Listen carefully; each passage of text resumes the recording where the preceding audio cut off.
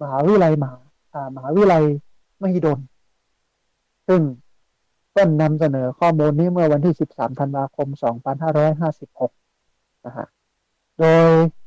รองศาสตราจารย์นายแพทย์บีรศักดิ์เมืองไพศาลเพิ่นอยู่ภาควิชาเวชศาสตร์ป้องกันและสังคมคณะแพทยศาสตร์ศิริราชพยาบาลอ่าเพิ่นบอกว่า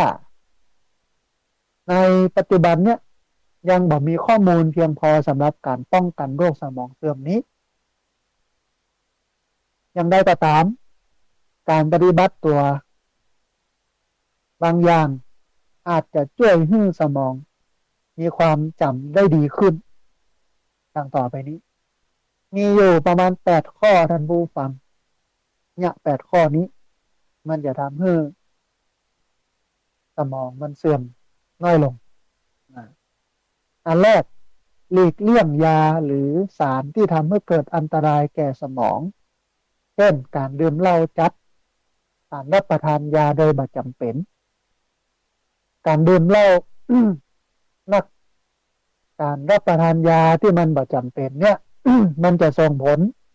ให้เกิดโรคสมองเสื่อมเพราะฉะนั้นต้องหลีกเลี่ยงการดื่มเหล้านักการรับประทานยาโดยไม่จำเป็นปวดหัวเจ็บหัวเมาเก้าอย่างกับพาราเนี่ยมันต้องมาพอละมันมันต้องเลือกที่จะบักกินบัดื่มบัใจบางอย่างนะถ้ามันอาการมันนักอันที่สองการฝึกสมองได้แก่การพยายามฝึกให้สมองได้คิดบ่อยๆเช่นอ่านหนังสือเขียนหนังสือบ่อยๆคิดเลขเล่นเกมตอบปัญหาฝึกหัดการใช้อุปกรณ์ใหม่ๆอันที่สามออกกำลังกายสม่ำเสมอสัปดาห์ละ3 ถึง 5 ครั้งเช่นการเดินเล่นการลำมวยจีนนะใช่ป่ะมวยไทยนะอันไม่ใช่ไปลำมวยไทยแข่งกับอันเขมรที่มันเป็นกุนเขมรนะนะอันที่สี่การพูดคุยพบปะผู้อื่นบ่อยๆเพราะว่าจะเป็นไปวัดไปงานเลี้ยงหรือเข้าชมรมผู้สูงอายุอันที่ห้าตรวจสุขภาพประจำปีหรือถ้ามีโรคประจำตัวก็ต้องติดตามรักษาเป็นระยะเพราะว่าจะเป็นการตรวจหาการดูแลการรักษาโรคความดันโลหิตสูงโรคเบาหวานเป็นต้นอันที่หกระมัดระวังเรื่องอุบัติเหตุต่อสมองว่าเมื่อสมองไปกระทบกระเทือนก็อะไรอย่างอันที่เจ็ดพยายามมีสติในสิ่งต่างๆที่กำลังทำแล้วก็ฝึกสมาธิอยู่ตลอดเวลาโอ้อันนี้ตัวเจ้าได้เปรียบตัวเจ้าไว้พระสวดมนต์นั่งสมาธิถึงบ้านถึงเจ้าถึงแรงถึงเจ้าถึงแรงได้ข้อนี้อันที่แปดพยายามบักกึดนักบักเครียดกิจกรรมต่างๆทำเพื่อให้คลายเครียดเนื่องจากความเครียดเนี่ยและอาการซึมเศร้าเนี่ยอาจจะทำให้จำมาอย่างบ่ได้หรือจำมาอย่างได้บ่ดีอันนี้ต้องเอาคาถาไปใช้รื่นเริงบันเทิงใจเป็นกำไรของชีวิตวันไหนที่หงุดหงิดเป็นชีวิตที่ขาดทุนนะ ต้องเอาคาถานี้ไปใช้รื่นเริงบันเทิงใจเป็นกำไรของชีวิตวันไหนที่หงุดหงิดเป็นชีวิตที่ขาดทุนอันนี้คาถาที่หนึ่งนะมันทำให้เกิดการคลายเครียดการผ่อนคลายคาถาที่สองก็คือเดี๋ยวมันก็ผ่านไปจะเป็นความทุกข์ก็ตามจะเป็นความสุขก็ตามที่เราประสบพบเจอเนี่ยมันเกิดขึ้นมันตั้งอยู่แล้วท้ายที่สุดมันก็ดับไปอย่าไปคิดอะไรอย่างนักนั่นโบฟังกินให้อิ่มนอนให้หลับออกกำลังกายให้เพียงพอทำชีวิตให้มันสดชื่นผ่องใสเรามีเวลากับโลกนี่มันบ่นักอย่าไปเสียเวลาไปงุดหงิดกับคนนั้นคนนี้อย่างนั้นอย่างนี้เรื่องปัญหาอุปสรรคต่างๆอย่าไปเครียดกับมันเดี๋ยวมันก็ผ่านไปอย่างนี้นะครับเอาวิธีการของพระพุทธเจ้าลูกไปใช้พระพุทธเจ้าสอนเรื่องการปล่อยวางการไม่ยึดถือการทำใจให้สบายการทำใจให้สงบมันทำให้ลดเรื่องหรือผ่อนคลายความทุกข์เนี่ยได้มันลดลง ทำให้ความทุกข์เหล่านี้มันก็เบาบางลงอันนี้เป็นทั้งโรคความจำเสื่อมและก็วิธีการแก้ไขโรคความจำเสื่อมนะขณะนี้ท่านผู้ฟังกำลังติดตามรับฟังรายการธรรมธิวัตรอันเป็นรายการวิทยุเพื่อการเผยแผ่พระพุทธศาสนาส่งเสริมการศึกษาและพัฒนาสังคมรายการนี้ออกอากาศผ่านทางสถานีวิทยุในเครือข่ายสถานีวิทยุเพื่อนสีขาวเพื่อชาวประชาหลายคลื่นหลายสถานีหลายจังหวัดออกอากาศทุกวันอังคารตั้งแต่ช่วงเวลา4-5ไปจนถึง7 โมงเมื่อเจ้าซึ่งรายการนี้รับผิดชอบโดยอาตมาภาพพระสาธิตธีระปัญโยผู้อำนวยการสถาบันธรรมาภิวัตร สถาบันเพื่อเผยแผ่พระพุทธศาสนาส่งเสริมการศึกษาและพัฒนาสังคมตั้งอยู่ณที่พักสงฆ์สถาบันธรรมาภิวัตรบ้านศพเตินตำบลศพปาดอำเภอแม่เมาะจังหวัดลำปางซึ่งท่านผู้ฟัง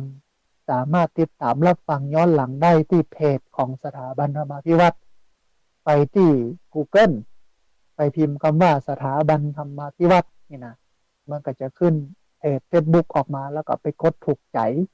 ภาษาละอ่อนภาษาวิชาการมันเอาไปกดไลค์กดถูกใจกดชอบใจนี่นะแต่แล้วเขาก็สามารถติดตามรับฟัง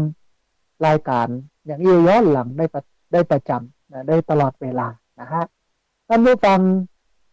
วันนี้มี3เรื่องเรื่องแรกก็คือเรื่องของ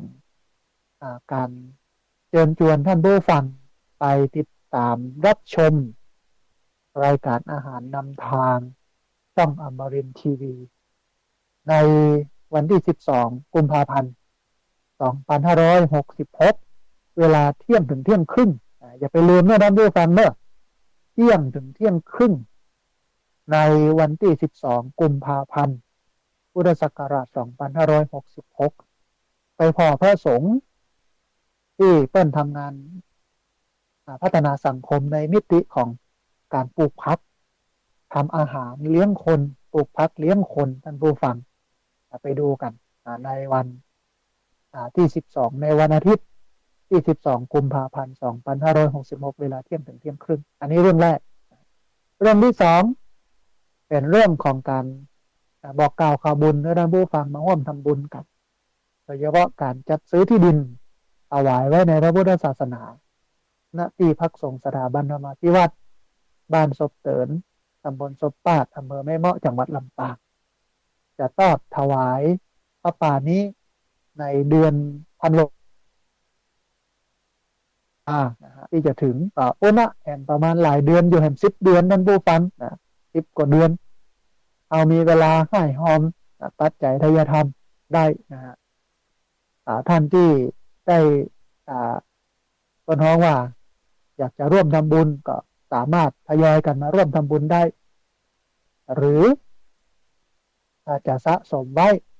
ปุณท้ายปีเดือนธันวาก็มาตามก็ได้แล้วแต่ความสะดวกสำหรับท่านที่มาบ่ได้อยากจะร่วมทำบุญให้มันสบายใจไปเหียนะ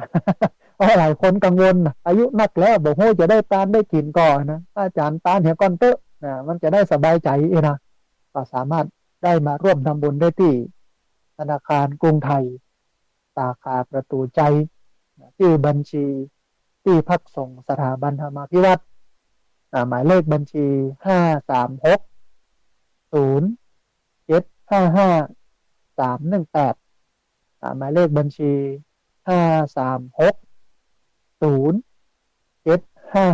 318ธนาคารกรุงไทยสาขาประตูชัยชื่อบัญชีที่พักส่งสถาบันธรรมาภิวัตรหมายเลขบัญชี5360755 318อันนี้ก็เป็นเรื่องราวที่เอามาอู้ให้ท่านผู้ฟังทั้งหลายได้ฟังโดยเฉพาะเรื่องของความจำเสื่อมหรือโรคอัลไซเมอร์ซึ่งเป็นเรื่องสำคัญที่เกิดขึ้นกับผู้ที่สูงอายุผู้ที่มีอายุมาก นะแล้วก็เริ่มนักขึ้นนะมาติดต่อกันติดตามกันนักขึ้นเพราะว่าสังคมไทยตอนนี้เป็นสังคมผู้สูงอายุจะมีผู้สูงอายุมากกว่าผู้อายุน้อยละอ่อนบ่ค่อยเกิดนะเพราะว่าพ่อแม่ยุคสมัยใหม่เนี่ยมันบ่ค่อยมีลูกอย่างมากกับ2 คนนะฮะอย่างมากกับ2 คนเสร็จแล้วความที่จะมาดูแลใส่ใจลูกในสังคมเศรษฐกิจณปัจจุบันนี้มันก็เป็นเรื่องยากเหมือนคนสมัยตะก่อนลูกนักลูกหลายเป็นโหล 7-8 คน6 คนเนี่ยเลี้ยงง่ายหรอกมันจะตกยากอย่างในเหมือนสมัยนี้แล้วจะกินอย่างกับกล้วยมั่มนะกินเข้าไปกล้วยนั่นน่ะไอ้นะ กล้วยอ่องอ่ะนะเอามากินเดี๋ยวเฮือละอ่อนกินก็โตกันมานะวันนี้นะฮะแต่ว่าบัดเดี๋ยวนี้มันเปราะบางหรอกมันต้องมีอาหารเสริมมันต้องพอไอ้ยังผ้าอ้อมแพมเพิร์สโน่นนี่นั่นไอ้ยังและที่สำคัญคือต้องไปห่ำไปเฮียนกาคองชีพกับแปลงขึ้นยังกับแปลงขึ้นแตะกอนก๋วยเตี๋ยวในสมัยอาตมาถ้าเป็นละอ่อนเนี่ยถ้วยละ3 บาทโลทาบูฟังถ้วย2 บาทถ้วย3 บาทบัดเดี๋ยวนี้1 ซาวบอกค่อยมีแล้วนะ30-40100-200แล้วนะ150เนี่ยก๋วยเตี๋ยวนะไม่ใช่มี3 บาท2 บาทสมัยตะก่อนนะฮะมันก็เปลี่ยนแปลงไปผู้คนก็เลยบอกให้มีลูกแต่ว่าอย่างไรก็ตามท่านผู้ฟังต้องเอาพิธีการที่อาตมาภาพแนะนำเนี่ยไปใช้ไปฝึกไปปฏิบัติเพื่อให้ลดภาวะความจำเสื่อมลงต้องฝึกสมองบ่อยๆแต่ว่าท่านผู้ฟังที่ฟังรายการวิทยุอยู่เนี่ยส่วนใหญ่น่าจะเป็นคนที่สุขภาพดีนะถึงแม้ว่าบางคนเนี่ยร่างกายก็จะป่วยติดเตียงโอ้แต่จิตใจนี่สูงส่งนะท่านผู้ฟังเนอะแข็งแรงเข้มแข็งดีนะใจบุญชอบกินชอบทานนะชอบทำบุญนะบางคนเป็นกายเป็นใจยังแข็งแรงดีอยู่ก็ฟังเสียงจากท่านผู้ฟังที่ฟังอยู่ทางบ้านโทรเข้ามาหลายผู้หลายคนเสียงดังฟังชัดดูแลสุขภาพตัวเก่าได้ดีเพราะว่ามีธรรมะเป็นโอสถเป็นยาเอามาหล่อเลี้ยงจิตใจให้อยู่เย็นเป็นสุขชื่นบานหวานใจอยู่ได้ในสังคมโลกนี่มันวุ่นวายได้โดยที่มันแบบวุ่นวายรู้จักปล่อยวางได้อันนี้คือคนกินคนตามนะท่านผู้ฟังคนที่ฟังรายการวิทยุอยู่เอาละท่านผู้ฟังตอนนี้ได้เวลาเปิดสายให้ท่านผู้ฟังที่ฟังอยู่ทางบ้านได้โทรเข้ามาร่วมเอ่ยกันโทรเข้ามาร่วมแสดงความเห็นกันที่เบอร์064-125-4122เบอร์064-125-4122เรียนเชิญเจริญพรญาติโยมได้โทรเข้ามาร่วมเอ่ยกันโทรเข้ามาร่วมแสดงความเห็นกันโทรเข้ามาเช็คสัญญาณว่าชัดบ่ชัดอย่างไรโทรเข้ามาถามคำถามได้ที่เบอร์064-125-4122เบอร์064-125-4122เรียนเชิญเจริญพรได้โทรเข้ามาเวลาเลยแหมอยู่ประมาณ37 นาทีท่านผู้ฟังพอดีมีสายเข้ามาสายหนึ่งเดี๋ยวครับสายนี้ก่อนต้นจะว่าจะได้พ่องเจริญพรอ๋อสาธุแม่คำนวณเจริญพร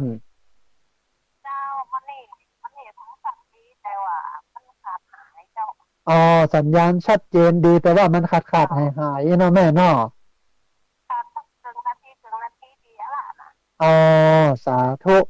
เดี๋ยวจะต้องปรับต้องปรุงสัญญาณนะพอได้เนาะแม่เนาะใช้ความพยายามฟังเอาเนาะ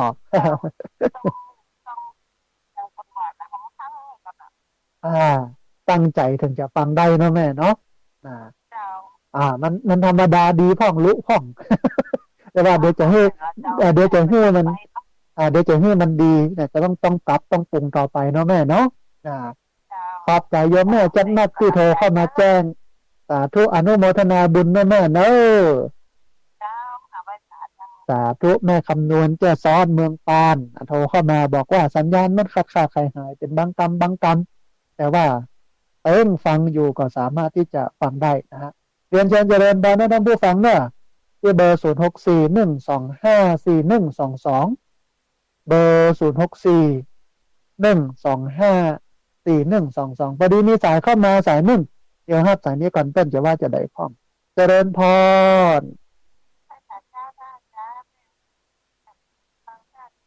สาธุสัญญาณเป็นได้พ่องยมแม่วันนี้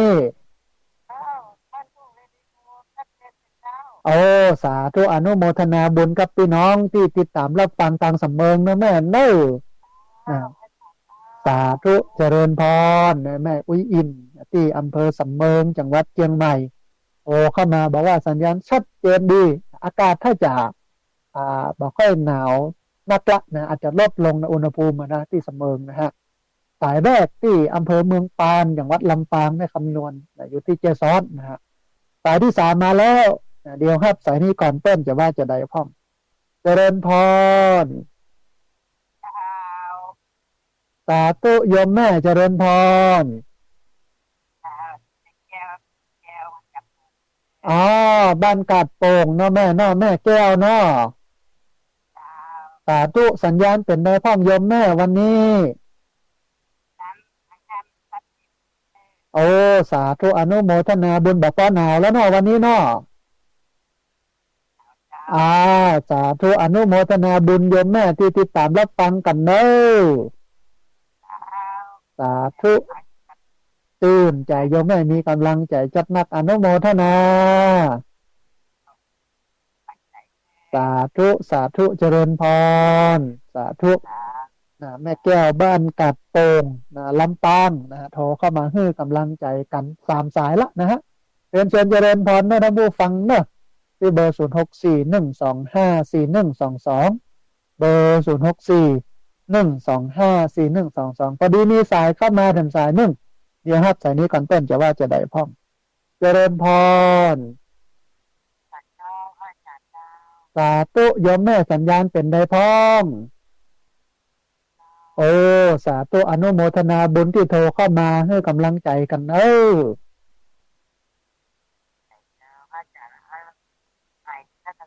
อ่าก็กินยาเรื่อยๆอย่างเงี้ยนะบางวันก็ลืมฟื้นลืมเพลพ่องนี่นะเดี๋ยวหมอเป็นนัด6 เดือนมาปะกันเตื้อไอ้นะเดี๋ยวจะไปเช็คไปพอไปกอยก่อนอ่าต้องอนุโมทนาบุญกับโยมแม่ที่โทรเข้ามาเป็นห่วงเป็นใยกันเนอะสาธุเจริญพรสาธุโยมแม่เพิ่นโทรเข้ามาถามว่าอาการเป็นไดพ่องนี่นะอารามาภาพเนี่ยเป็นโรคความจำเสื่อมท่านผู้ฟังเพราะว่าไขมันไปอุดตันเส้นเลือดสมองอ่าเลือดไปเลี้ยงสมองมาตันก็เลยสลบสลายไปบุ๋งเรื่องเมื่อเราจำภัยบ่ได้จำเหตุการณ์ยังได้สักอย่างเลยมึนงงไปหมดนะฮะพอได้รักษาแล้วก็ดีขึ้นฟื้นขึ้นดีมันเส้นเลือดสมองมันบาดแตกนะถ้าแตกนี่ยุ่งเลยนะฮะพอดีมีสายเข้ามาถึงสายหนึ่งเดียวครับสายนี้ก่อนต้นจะว่าจะได้พ้องเจริญพรอ๋อสาธุโยมแม่สายทองบ้านห้วยการเนาะ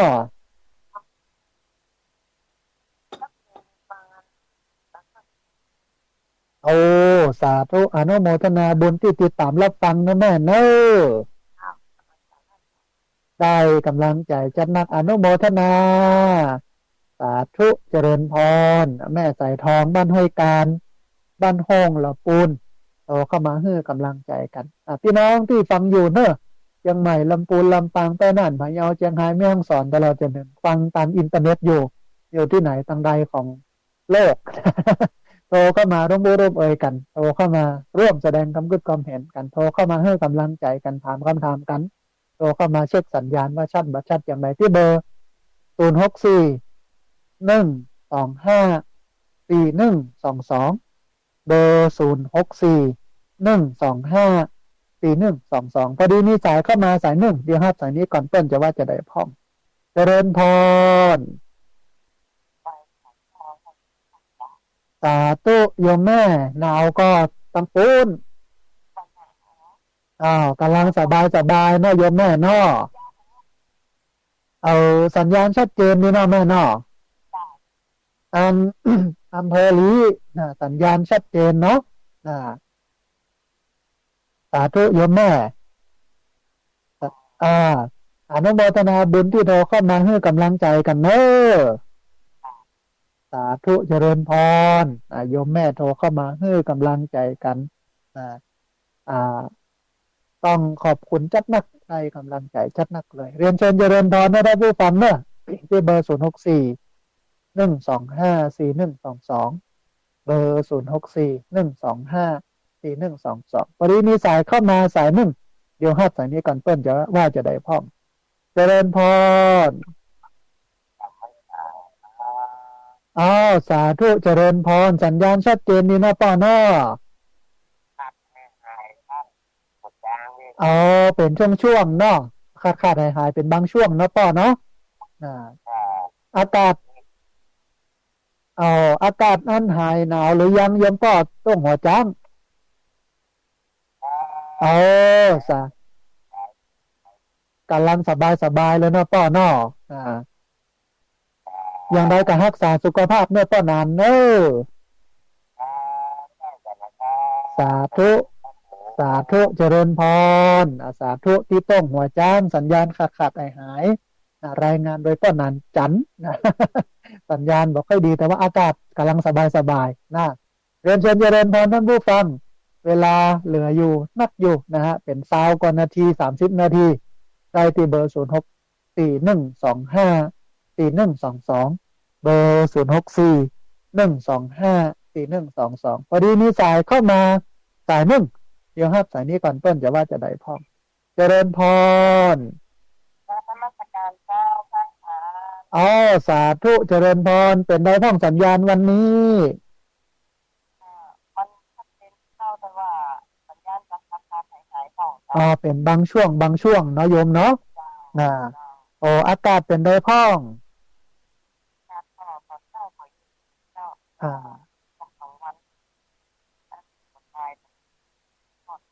หมอกควันปอนักปอมีลดลงพ้องละก้าหาตอนนี้โอ้อ่าสาธุยังไงก็ดูแลสุขภาพนะโยมเนอะสาธุอนุโมทนาบุญสาธุนะเจริญพรนะอันเรียนเชิญเจริญพรนะท่านผู้ฟังนะโทรเข้ามาให้กำลังใจกันโทรเข้ามาเช็คสัญญาณมีหลายพื้นที่บอกว่าจะเป็นต้งหัวจ้างบอกว่าจะเป็นเมืองปานบอกว่าจะเป็นในเวียงลำปางตำบลพ่อบาทเนี่ยนะฮะสัญญาณบอกว่าขาดหายเป็นบางช่วงไปเรื่อยๆอย่างนี้นะฮะแต่พอดีมีสายเข้ามาสายหนึ่งเดี๋ยวฮับสายนี้ก่อนเปิ้ลจะว่าจะได้พ่องเจริญพรอ๋อสาธุโยมแม่ที่วังเหนือสัญญาณชัดเจนนะแม่เนาะโอ้สาธุอากาศเป็นไดพ่องเอาสาธุพอดีเพิ่นโทรกันมานักมาหลายต้องสู่มาอภัยโยมแม่เป็นเน้อนะสาธุโยมแม่อนุโมทนาได้กำลังใจจัดนักเลยโยมแม่สาธุเจริญพรโยมแม่จากบ้านแสนต่ออำเภอวังเหนือจังหวัดลำปางโทรเข้ามาเพื่อกำลังใจกันตะกี้จากบ้านบุญเกิดตำบลพระบาทอำเภอเมืองจังหวัดลำปางเหลือเวลาหันเช้า7 นาทีท่านผู้ฟังได้ทำลายสายเมื่อ7 นาทีนี่นะโทรเข้ามาร่วมเอ่ยกันที่เบอร์0641254122พอดีมีสายเข้ามาสายหนึ่งเดี๋ยวครับสายนี้ก่อนต้นจะว่าจะได้พ่องเจริญพรอ๋อสาธุเจริญพรเป็นได้พ้องสัญญาณคุณโยมชัดเจนดีเนาะโอ้สา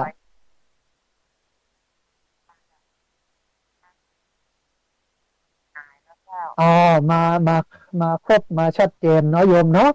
นะโอ้สาธุต้องอนุโมทนาบุญที่ติดตามรับฟังกันเป็นประจ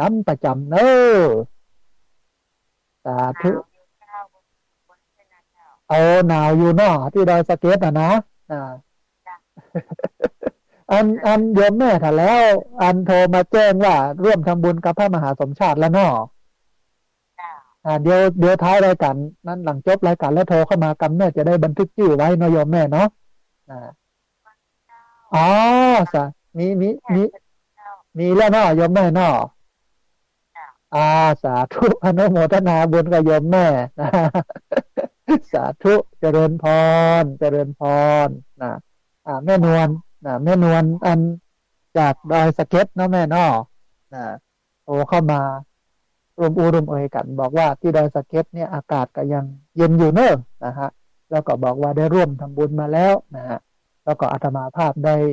บันทึกเอาไว้นี่แล้วนะต้องอนุโมทนาบุญตัวนะกับแม่นวลนะฮะมีสายเข้ามาทางสายหนึ่งเดี๋ยวภาพสายนี้ก่อนเปิ้ลจะว่าจะได้พ้องเจริญพรสาธุโยมแม่สัญญาณเป็นไดพ้องโอ้สาธุอากาศโดยโยมแม่อ่าจำได้เลยโยมแม่มาร่วมบุญกันเนอะใกล้ๆคนนะอืมได้เลยโยมแม่สะดวกอย่างใดกับทำบุญอย่างนั้นเนาะแม่เนาะอืมอ่าถ้าเป็นบัตรจวนก็โอนเข้ามาเนาะเอาตามสะดวกโยมแม่เอาตามสะดวกเนอะนะสาธุเจริญพรสาธุนะโยมแม่จากอำเภอแม่วางนะจังหวัดเชียงใหม่โตเข้ามาบอกว่าโอ้ในใกล้ๆเดือนธันวาพุ่นนะจะร่วมทำบุญสร้างศาลาโรงครัวตอนนี้ก็ไปนักละนะฮะเหลือฉาบเสร็จแล้วเดี๋ยวก็จะลงระบบไฟระบบฝ้าเพดานเสร็จแล้วก็จะปูกระเบื้องสีอันสุดท้ายนะกระจายงบอยู่1 ล้าน กว่าบาทนะผู้ฟังกว้าง8 เมตรยาว16 เมตรนะฮะสูงจากพื้นไปเนี่ย3 เมตร 70นะเราเอามันโล่งนะหน้าต่างหน้าเติงกระติดมดมีตีดูดควันด้วยลูกเวลาไม่ครัวปัญญากับข้าวมันจะได้สะดวกเพราะกับข้าวมันเป็นสิ่งจำเป็นสำหรับมนุษย์นะถ้าเนี่ยบอกค่อยดีถ้ามันบอกสะอาดสะอ้านเนี่ยมันก็บอกค่อยน่ากินนะฮะพอดีมีสายเข้ามาสายหนึ่งเดี๋ยวห้าสายนี้ก่อนเปิ้ลจะว่าจะได้พ้องเจริญพรสาธุโยมแม่สัญญาณเป็นไดพ้องอ๋อมันขาดหายเนาะตอนนี้พอฟังได้เนาะแม่เนาะโอ้สาธุอนุโมทนาบุญที่ติดตามรับฟังแล้วก็โทรเข้ามาให้กำลังใจกันเนาะแม่เนาะฮัลโหลเจริญพรเจริญพรอ๋อเสียงทับไปต้องมาอภัยกับคุณโยมต้องอนุโมทนาบุญที่โทรเข้ามาที่ติดตามรับฟังกันนะฮะเรียนเชิญเจริญพรนะท่านผู้ฟังเนอะที่เบอร์064 125 4122เบอร์064 125 4122พอดีมีสายเข้ามาสายหนึ่งเดี๋ยวครับสายนี้ก่อนเปิ้ลจะว่าจะได้พ้องเจริญพรอ๋อสาธุมาแล้วป้อวินอ่ามาได้อ๋อเพื่อนฟังกันนักกันหลายต้องสุมาภัยกับป้อวินเป็นเด้ออ่าอันอ๋อเปลี่ยนโทรศัพท์ใหม่เนาะโอ้สาธุอย่างนี้ชื่นใจยังพอสัญญาณเป็นได้พ้องป้อวินสัญญาณชัดเจนดีก่อโอ้อนุโมทนาอากาศด้วยเป็นได้พ้องตอนนี้ยังแบบปอที่จะหนาวนักลำไยแล้วเนาะอ่าอย่างไรก็ดูแลสุขภาพเนี่ยป้อวินเนอร์สาธุสาธุเจริญพรนะป้อวินจากสาธุนะป้อวินจากเวียงปับเป้าเจียงไฮ้นะติดตามรับฟังกันเป็นประจำนะฮะเรียนเชิญเจริญพรนะท่านผู้ฟังเนอะที่เบอร์064 125 4122เบอร์064 125 4122ถ้าโทรบัตรติดก็อาศัยความพยายามโทรมาเรื่อยๆเพราะว่ารายการนี้คนฟังเยอะโทรกันมาหลายสายอาจจะไปโมโห มันเป็นธรรมะอันหนึ่งที่มาทดสอบใจของเขาที่มันโทรติดบัตรติดบัตรได้ดังใจอย่างเงี้ยถ้าใจเขาสงบนิ่งนะถือว่าเป็นกุศลแต่ถ้าใจมันเดือดร้อนวุ่นวายนี่เป็นบาปเป็นกรรมเนอะบดีนะฮะเรียนเชิญเจริญพรท่านผู้ฟังพอดีมีสายเข้ามาสายหนึ่งเดียวครับสายนี้ก่อนเพื่อนจะว่าจะได้พ้องเจริญพรสาธุอันยมป้อรีวิทยุหน่อยหนึ่งเน้อพอดีเสียงมันสะท้อนเนาะอ่าอันรีวิทยุหน่อยหนึ่งนะฮะสาธุยมป้อแนะนำตัวน้อยยมป้อแนะนำตัวน้อยยมป้อโอ้สาธุสัญญาณเป็นได้พ้องยมป้อโอ้อนุโมทนาบุญที่โทรเข้ามาให้กำลังใจกันเนอะป้อเนอะ สาธุโอ้สาธุวันที่กินที่ตานกันเนี่ยนะเนาะโอ้ได้มาปะกันเถอะเนอะป้อเนอะนะโอ้สาธุอนุโมทนาบุญกับป้อบุญมีเนอะสาธุสาธุนะป้อบุญมีโทรเข้ามาบอกว่าวันตานกันเนอะเดือนธันวาเนี่ยนะก็จะเอาคณะมาร่วมทำบุญทอดผ้าป่าสมทบทุนจัดซื้อที่ดินถวายไว้ในพระพุทธศาสนาแล้วก็ในวันเดียวกันเนี่ยก็ทำบุญถวายโรงครัวนะไว้ในพระพุทธศาสนานะก็ตอนนี้ใกล้จะแล้วละเลยแหมบันนักละก็จะก็จะแบบบันนักเลยแหมสัก2-3 เดือนเนี่ยก็จะแล้วเองนะจะใช้งบกับเป็นล้านนะท่านผู้ฟังนะตอนนี้7-8 แสนนะสร้างไปเรื่อยๆเรื่อยๆนะฮะตั้งงบไว้ประมาณล้าน 1 ล้าน 2นะแต่มันอาจจะมีบานปลายเพราะว่าเล็กขึ้นเล็กแปลงครัวแปลงนะฮะแต่ก็มีงบประมาณอยู่ในการทอดกฐินครั้งที่แล้วนะฮะพอดีมีสายเข้ามาสายหนึ่งเดี๋ยวครับสายนี้ก่อนเปิ้ลจะว่าจะได้พ่องเจริญพรเจริญพรสาธุโยมแม่แนะนำตัวน้อย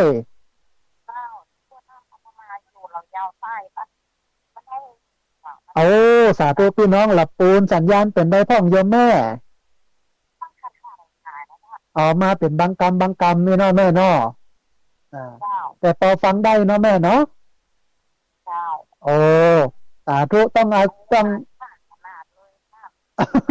พอดีเป็นโทรมาหลายโยมแม่สุมาภัยเย แต่ว่าตอนนี้ติดแล้วได้โอกันแล้วโยมแม่จะไปลืมไปละกันเนอะฟังกันนะแม่นะเออโอ้สาธุอันโอ้โอ้ชื่นใจโยมแม่อย่างเงี้ยครูบาอาจารย์ท่านนักจัดรายการชื่นใจโยมแม่นะมีกำลังใจว่าเป็นโทรกันหลายเนาะ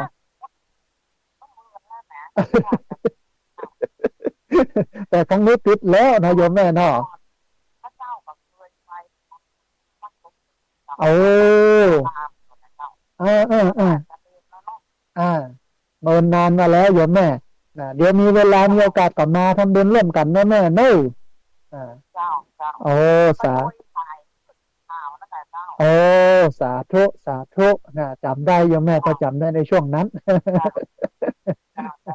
อนุโมทนาบุญแม่แม่เนอะสาธุเจริญพรสาธุนะเอาละเรียนเชิญเจริญพรท่านผู้ฟังโทรเข้ามาที่เบอร์064 125 4122เบอร์064 125 4122เวลาเลยแฮมประมาณสัก18 นาทีโอ้18 นาทีนี้ได้หลายสายท่านไหนที่โทรเข้ามาแล้วบัตรติดโทรเข้ามาแล้วบัตรได้รับสายก็เรียนเชิญเจริญพรที่เบอร์064 125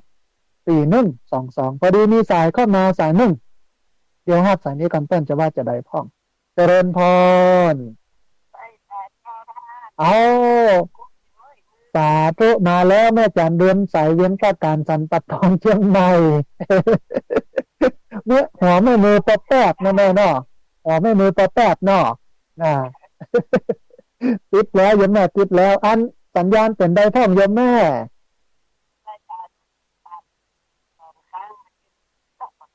โอ้สาธุสาธุได้ติดตามรับฟังสบายเนาะแม่เนาะนะ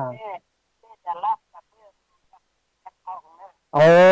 สาธุกับเบื้องปูพื้นนะแม่เนาะเดี๋ยวถ้า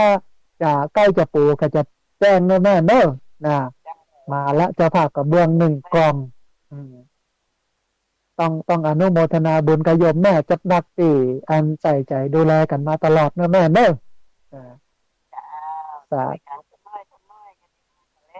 แม่ละโยมแม่ก้อยๆไปก้อยๆทำนะสาธุนะแม่เนอะสากำลังม่วนกำลังเนาะเลยนะแม่เนาะนะมันจะได้สบายเนาะแต่ว่าเดี๋ยวสักกรรมก็จะฮ้อนขึ้นต้องดูแลสุขภาพนะแม่เนอะนะบางวันฝนก็ตกนะบางวันที่3 ฤดูแท้นะเนาะนะอ่าอย่างไรก็รักษาสุขภาพเนอะสาธุ สาธุแม่จันเรือนใสเวียงตาการสันปะตองเชียงใหม่ รับเป็นเจ้าภาพกระเบื้อง1 กล่องนะสำหรับในการปูโรงครัวอันนี้บุญนี้เนี่ยถ้าทำแล้วเนี่ยบ่ฮู้จักหิวเนอะ เพราะว่าทำบุญโรงครัวลูกอิ่มตลอดนะฮะโรงครัวสำคัญท่านผู้ฟังการกินสำคัญต้องยะให้ดีนะฮะถ้ามีโรงครัวถ้าโรงครัวบ่ดีเนี่ยมันก็ลำบากนะเพราะว่าคณะที่มาใจที่นี่เนี่ยนักหลายคณะหลายคณะพอดีมีสายเข้ามาแห่งสายหนึ่งเดี๋ยวครับสายนี้ก่อนเปิ้นจะว่าจะได้พ้องเจริญพรสาธุโยมแม่แนะนำตัวน้อยโอ้สาธุโอ้พี่น้องเจียงไฮ้สัญญาณชัดเจนดีเนาะแม่เนาะอ๋อแต่พอฟังได้เนาะโอ้สาธุต้องขออภัยกับโยมแม่เนอะเดี๋ยวจะปรับปรุงให้ใหม่ พอดีเป็นโทรกันมานักมาหลายต้องขอสุมาอภัยนะแม่เนอะอ่าเอาชื่นใจฟัง YouTube ไปเนาะโอ้ชื่นใจอันนี้แฟนพันธุ์แท้อืม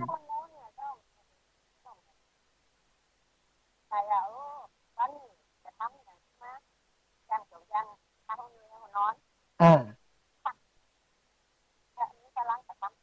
โอ้อ่าอย่างเงี้ยโยมแม่ดีอยู่กับศีลกินกับธรรมเนี่ยธรรมน่าจะคุ้มครองเฮาโยมแม่แข็งแรงสมบูรณ์เนาะแม่เนาะอ่าโอ้อนุโมทนาบุญนะแม่เนอะสาธุเจริญพรโยมจากอำเภอแม่สวยจังหวัดเชียงรายโตเข้ามาให้กำลังใจกันแล้วก็บอกฟังประจำครูบาอาจารย์ทุกคนทุกองค์ฟังแล้วก็เอามาประพฤติมาปฏิบัติแล้วก็เอาธรรมะเนี่ยมาเป็นเครื่องเลี้ยงใจเรียนเชิญเจริญพรนะท่านผู้ฟังนะที่เบอร์0641254122เบอร์0641254122พอดีมีสายเข้ามาสายหนึ่งเดี๋ยวครับสายนี้ก่อนเปิ้นจะว่าจะได้พ้องเจริญพรเจริญพรสาธุโยมแม่แนะนำตัวน้อยอยู่อำเภออย่างก็แม่อ๋ออำเภอเมืองจังหวัดลำปางเนาะแม่เนาะอ๋อนากวนเหนือโอ้สัญญาณชัดเจนนะแม่เนาะ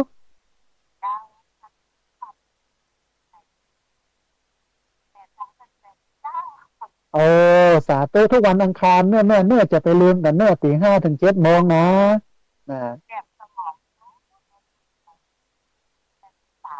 โอ้ยังแข็งฟังเสียงยังแข็งแรงอยู่เนอะโอ้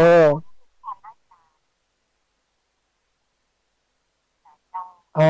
สาธุนะได้ประโยชน์นะแม่เนาะโอ้สาธุยังได้กระติดตามรับฟังกันไปประจำนะแม่เนอะโอ้สาธุอนุโมทนาบุญโยมแม่สาธุ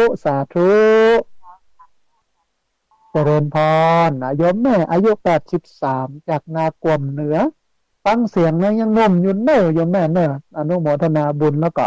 ชอบอกชอบใจในเรื่องของสมองโดยเฉพาะ โรคอัลไซเมอร์วิธีการป้องกันวิธีการแก้ไขอย่างเงี้ยจะได้ให้มันเสื่อมน้อยลงอย่างเงี้ยนะต้องอนุโมทนาบุญตัวเรียนเชิญเจริญพรนะท่านผู้ฟังเนอะที่เบอร์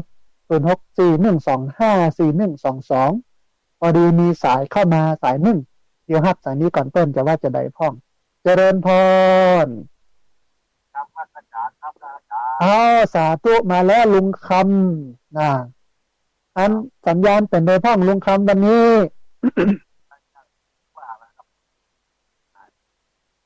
มันขาดหายเนาะแต่ก็พอฟังหูเรื่องเนาะอ๋อมันชัดเจนแต่ว่ามันขาดหายเป็นบางกรรมไปเนาะนะอ๋อโอเคเดี๋ยวจะได้ปรับได้ปรุงกันลุงคำต้องอนุโมทนาบุญกับลุงคำเนอะสาธุเจริญพรลุงคำที่เขื่อนบ้านห้วยการบ้านโป่งละปูนโทรเข้ามาบอกว่าสัญญาณบอกให้ชัดเท่าใดแต่ว่าพอฟังได้คือบ่ใช่ว่าบ่ชัดแต่ว่ามันขาดหายอาจจะเป็นเพราะเครื่องส่งนะฮะต้องอนุโมทนาบุญที่โทรเข้ามาบอกกันเจ้าหน้าที่ฝ่ายเทคนิคฝ่ายต่างๆเพิ่นก็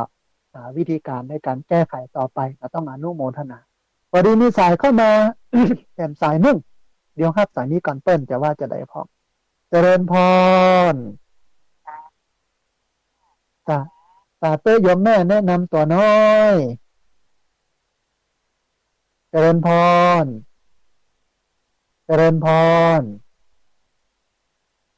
เจริญพร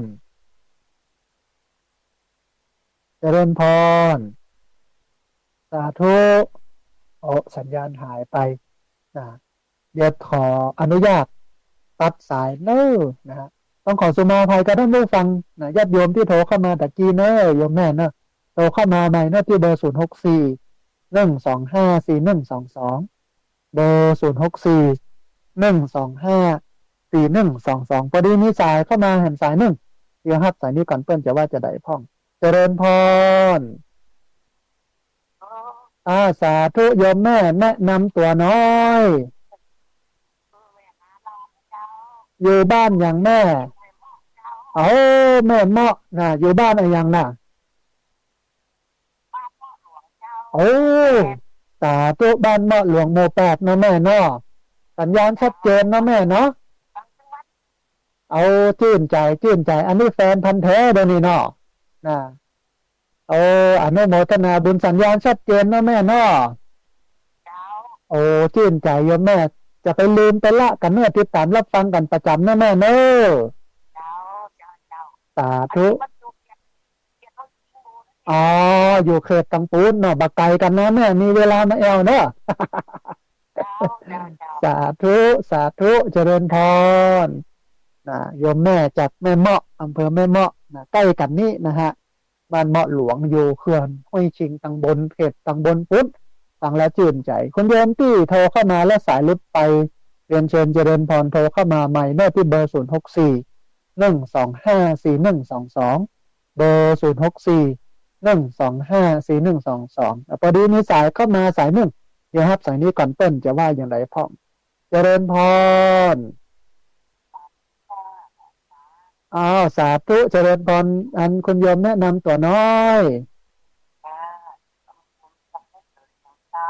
แม่สาเลียงแม่ห้องสอนแม่นก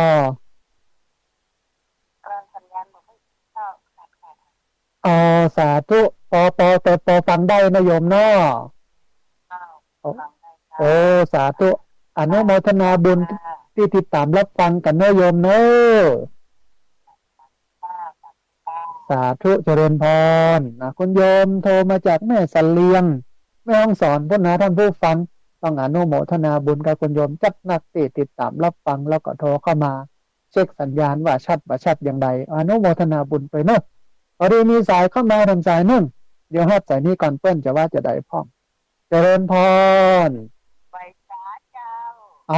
สาธุมาแล้วพี่น้องอันพระบาทตักข้าเนาะจำได้โยมแม่จำได้สัญญาณเป็นได้พ่องชัดเจนดีเนาะ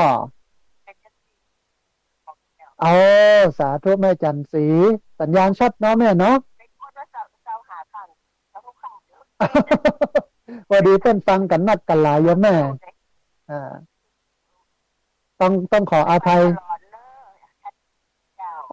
สาธุชื่นใจแม่จันสีอนุโมทนาบุญนะแม่เนอะ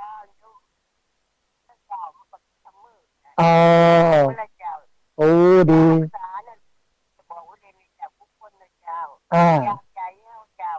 ใจเนาะ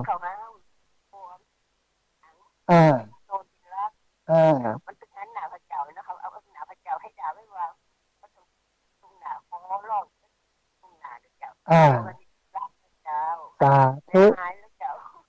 อนุโมทนาบุญเนอะสาธุเจริญพรยินดีโยมแม่มาเลยสาธุนะอันโยมแม่บอกว่าเรื่องใจเป็นเรื่องสำคัญแล้วโยมแม่มีประสบการณ์เป็นโรคอัลไซเมอร์แล้วก็เปิ้ลบอกว่าตอนนี้หันหน้าเข้าหาธรรมะอย่างเดียวปฏิบัติธรรมพุทโธธัมโมสังโฆอย่างเดียวเอาธรรมะเป็นที่ตั้งที่เปิ้ลนะต้องอนุโมทนาบุญด้วยนะฮะเรียนเชิญเจริญพรนะท่านผู้ฟังเนี่ยที่เบอร์064 125 4122เบอร์064 125 4122พอดีมีสายก็มาสายหนึ่งเดี๋ยวครับสายนี้ก่อนเปิ้ลจะว่าจะได้พ่อง เจริญพรอ๋อสาธุเจริญพรป้อพัดเจ้าล่าน้อ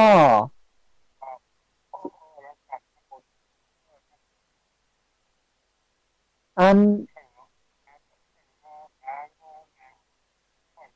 อ๋อแต่หนาวอยู่นอตั้งปุ้นมาป้อนอโอ้สาธุก็ให้กำลังใจโยมป้อเนาะดูแลไปอย่างไปประคับประคองไปแต่ใจเป็นใหญ่ใจเป็นประธานเนอะทำใจให้สบายสบายนะโยมป้อเนอะสาธุสาธุ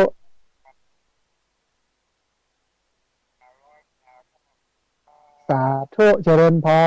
รป้อพัดแก้วล่าจากเมืองลี้ละปูนโทรเข้ามาเพื่อนเป็นผู้ป่วยติดเตียงนะฮะต้องอนุโมทนาบุญกับป้อพัดแก้วล่าตัวเวลาเลยแหมประมาณสัก7 นาทีท่านผู้ฟัง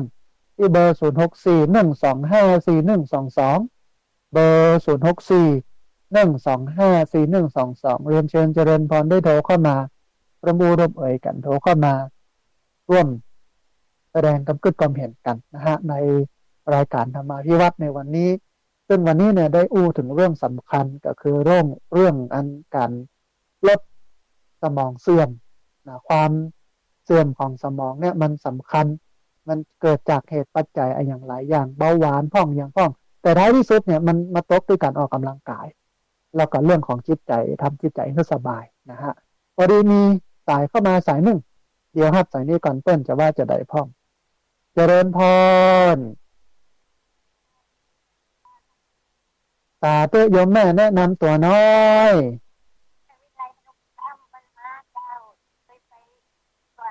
เอาสาธุสาธุอย่างใดอันมีบุญปะกันกับมาหันเน่แม่เน่นะ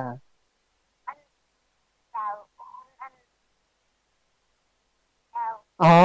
สาธุเดี๋ยวช่วงท้ายรายการจบรายการแล้วแม่โทรเข้ามาเหมือนกันเนอะจะได้จดเอาไลน์ใหม่เอาชื่อไว้เนอะเดี๋ยวกันหลังรายการแล้วโทรเข้ามาใหม่แม่โทรเข้ามาแถมกำหนึ่งเนอะนะโอ้อนุโมทนาบุญเดี๋ยวจบรายการแล้วโทรมาเนอะแม่เนอะ สาธุสาธุเจริญพรนะโยมแม่ได้ทำบุญซื้อที่ดินถวายไว้ในพระพุทธศาสนานะครับตอนนี้เวลามันมีน้อยนะฮะแล้วก็มาได้มีเครื่องจดมาได้เกียมไว้ก็เลยบอกว่าหลังรายการก่อนแม่ก็โทรเข้ามาร่วมเอ่ยกันนะฮะพอดีมีสายเข้ามาหนึ่งสายหนึ่งเดี๋ยวครับสายนี้ก่อนเปิ้ลจะว่าจะได้พ้องเจริญพร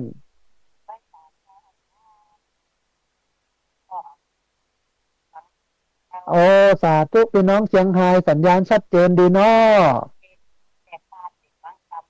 ะ เป็นบางช่วงเนาะแม่เนาะนะแต่พอฟังได้เนาะโอ้สาธุนะสาธุสาธุเจริญพรโยมจากตะก้อแม่สวยเจียงไฮ้โทรเข้ามาให้กำลังใจกันต้องอนุโมทนาบุญโดยแต่เจ้าก็โทรมาจากแม่เสลียงแม่ฮ่องสอนพุ่นเนาะนะหลายสายมีพะเยาไปนะฮะตะวันนี่มีพะเยาโดยเฉพาะคุณโยมบุญศรีทรงศรีสกุลมาจากพะเยาฟังจากพะเยาก็ได้ร่วมทำบุญจะซื้อที่ดินถวายไว้ในพระพุทธศาสนาร่วมกันนะฮะเวลาเหลือประมาณ2 นาทีท่านผู้ฟังได้เห็นสักสาย2 สายเรียนเชิญเจริญพรได้ที่เบอร์0641254122เบอร์0641254122นะฮะเรียนเชิญเจริญพรจะไปลืมนะท่านผู้ฟังในวันอาทิตย์ที่12กุมภาพันธ์พุทธศักราช2566เวลาเที่ยงถึงเที่ยงครึ่งช่องอมรินทร์ทีวีรายการอาหารนำทาง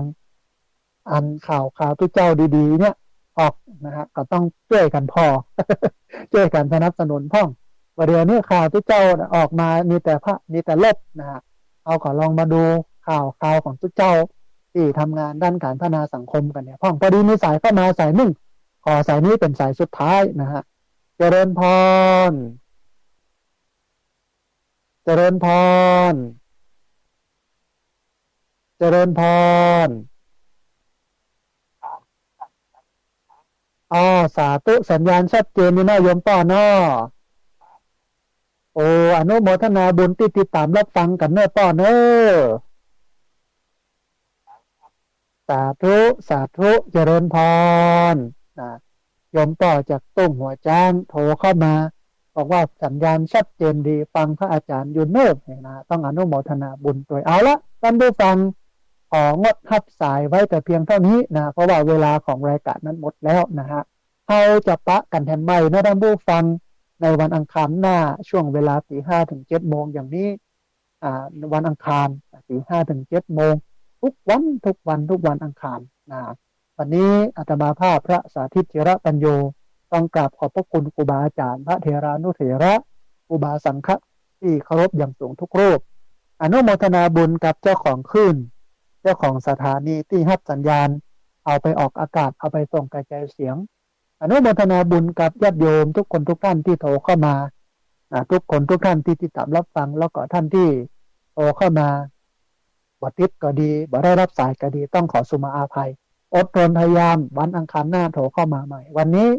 สัพพพุทธานุภาเวนะด้วยเดชะอนุภาพของพระพุทธเจ้าสัพพธรรมานุภาเวนะด้วยเดชะอนุภาพของพระธรรมเจ้าสัพพสังฆานุภาเวนะด้วยเดชะอนุภาพของพระสังฆเจ้าสัทธาสุธีพระวันตุเตขอความสุขความเจริญในธรรมจงบังเกิดมีแด่บรรดาศรัทธาสาธุชนทุกคนทุกท่านตลอดการเป็นนิจเทินเจริญพร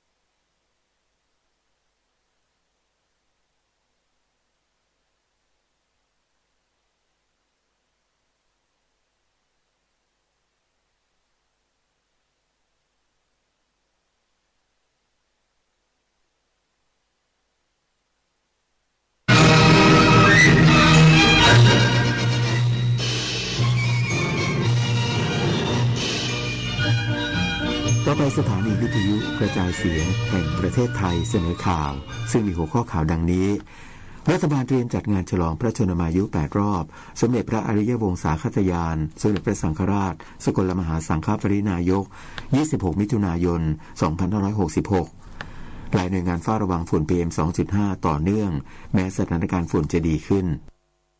ยอดผู้เสียชีวิตจากเหตุแผ่นดินไหวครั้งใหญ่บริเวณพรมแดนตุรกีซีเรียเพิ่มเป็นอย่างน้อย 3,800 คนนายกรัฐมนตรียินดีและชื่นชมพี่น้องนันทการกับเบญญาภาเอี่ยมสะอาดที่คว้าแชมป์แบดมินตันประเภทหญิงคู่รายการ Princess สิริวัณวรีไทยแลนด์มาสเตอร์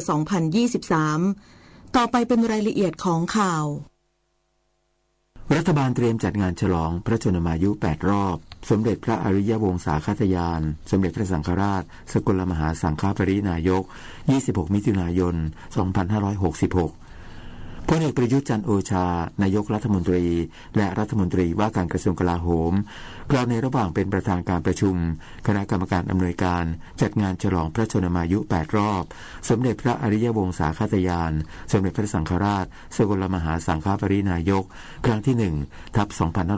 1/2566 ถึงความสำคัญของการประชุมว่าเนื่องในโอกาสสมเด็จพระอริยวงศาคตยานสมเด็จพระสังฆราชสกลมหาสังฆปรินายกทรงเจริญพระชนมายุครบ 8 รอบ 96 พรรษาในวันที่ 26 มิถุนายน พุทธศักราช 2566 รัฐบาลเห็นสมควรจัดงานฉลองพระชนมายุ 8 รอบสมเด็จพระอริยวงศาคตยานสมเด็จพระสังฆราชสกลมหาสังฆปรินายกเพื่อการจัดงานเป็นไปด้วยความเรียบร้อยและสมพระเกียรติยศจึงตั้งคณะกรรมการฝ่ายโครงการและกิจกรรมจำนวน 4 คณะประกอบด้วยคณะกรรมการฝ่ายพิธีการคณะกรรมการฝ่ายโครงการและกิจกรรมคณะกรรมการฝ่ายประชาสัมพันธ์และคณะกรรมการฝ่ายจัดทำหนังสือจดหมายเหตุและหนังสือที่ระลึกพร้อมขอให้มีการประชาสัมพันธ์เผยแพร่ในรูปแบบที่น่าสนใจบอกเล่าเรื่องราวถึงความเป็นมาและประโยชน์ที่จะได้รับโดยเฉพาะการนำหลักคำสอนตามหลักพระพุทธศาสนา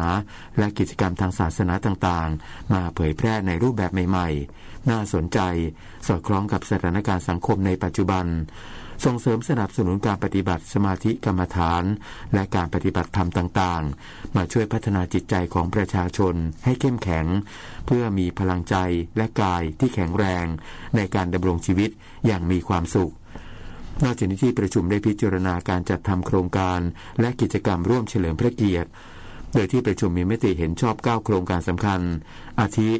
โครงการจัดสร้างสถาบันกรรมฐานศึกษาสมเด็จพระสังฆราชอำเภอลำลูกกาจังหวัดปทุมธานีโครงการทุนการศึกษาสมเด็จพระสังฆราชในพระสังฆราชูปถัมภ์หลายหน่วยงานเฝ้าระวังฝุ่น PM 2.5 ต่อเนื่องแม้สถานการณ์ฝุ่นจะดีขึ้นหลังข้อมูลทางการแพทย์พบว่า PM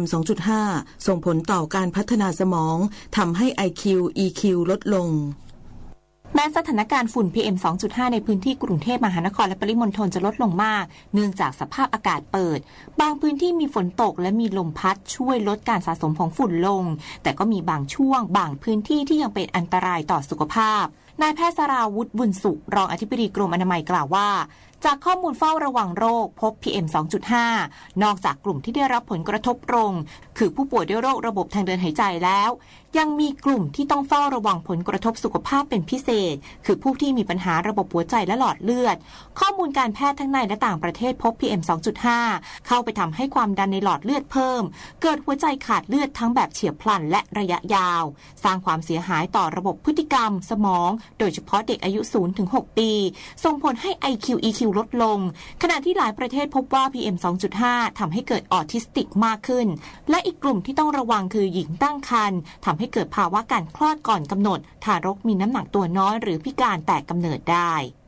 ด้านหนึ่งที่สำคัญมากที่สุดก็คือในเรื่องของระบบของพฤติกรรมระบบสมองโดยเฉพาะในเด็กนะครับโดยกลุ่มของเด็กตั้งแต่0 ปีถึง6 ปีเนี่ยเรื่องของสมองเนี่ยเราพบว่าทำให้ IQ EQ ลดลงด้วยมีข้อมูลหลายประเทศบอกว่าทำให้เกิดพวกออทิสติกเพิ่มมากขึ้นด้วยอีกส่วนหนึ่งคือกลุ่มของหญิงตั้งครรภ์ครับถ้าเกิดรับ PM 2.5 เพิ่มมากขึ้นเนี่ยนะครับก็จะทำให้เด็กคลอดก่อนกำหนดได้มีความเสี่ยงในเรื่องของเด็กน้ำหนักตัวน้อยสามารถทำให้เกิดพิการตั้งแต่กำเนิดได้ด้วยเช่นเดียวกัน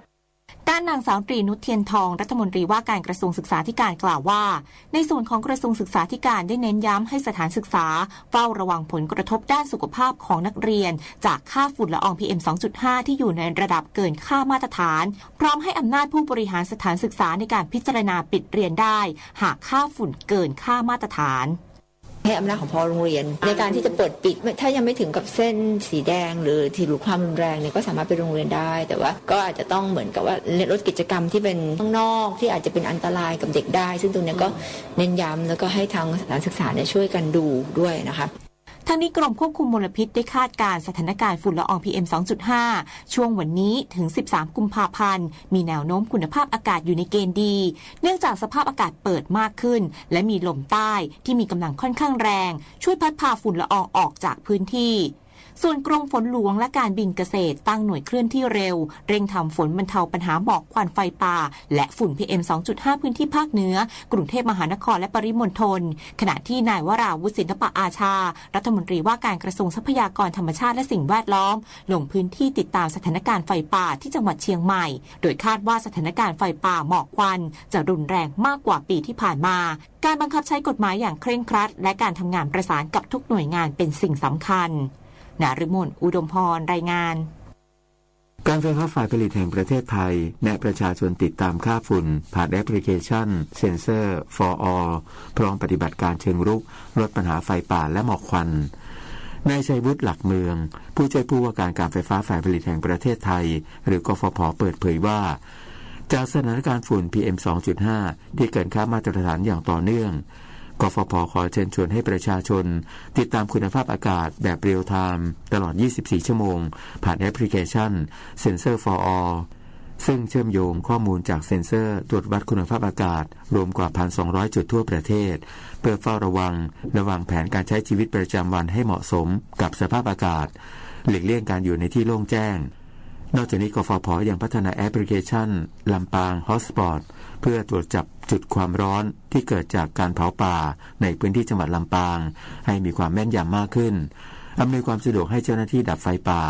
สามารถตรวจสอบและเข้าระงับไฟป่าได้อย่างรวดเร็วพร้อมร่วมมือกับจิตอาสาในพื้นที่เตรียมรับมือปัญหาไฟป่าและหมอกควันในพื้นที่รอบเขตเขื่อนและโรงไฟฟ้ารวมถึงรณรงค์งดเผาป่าเก็บเห็ด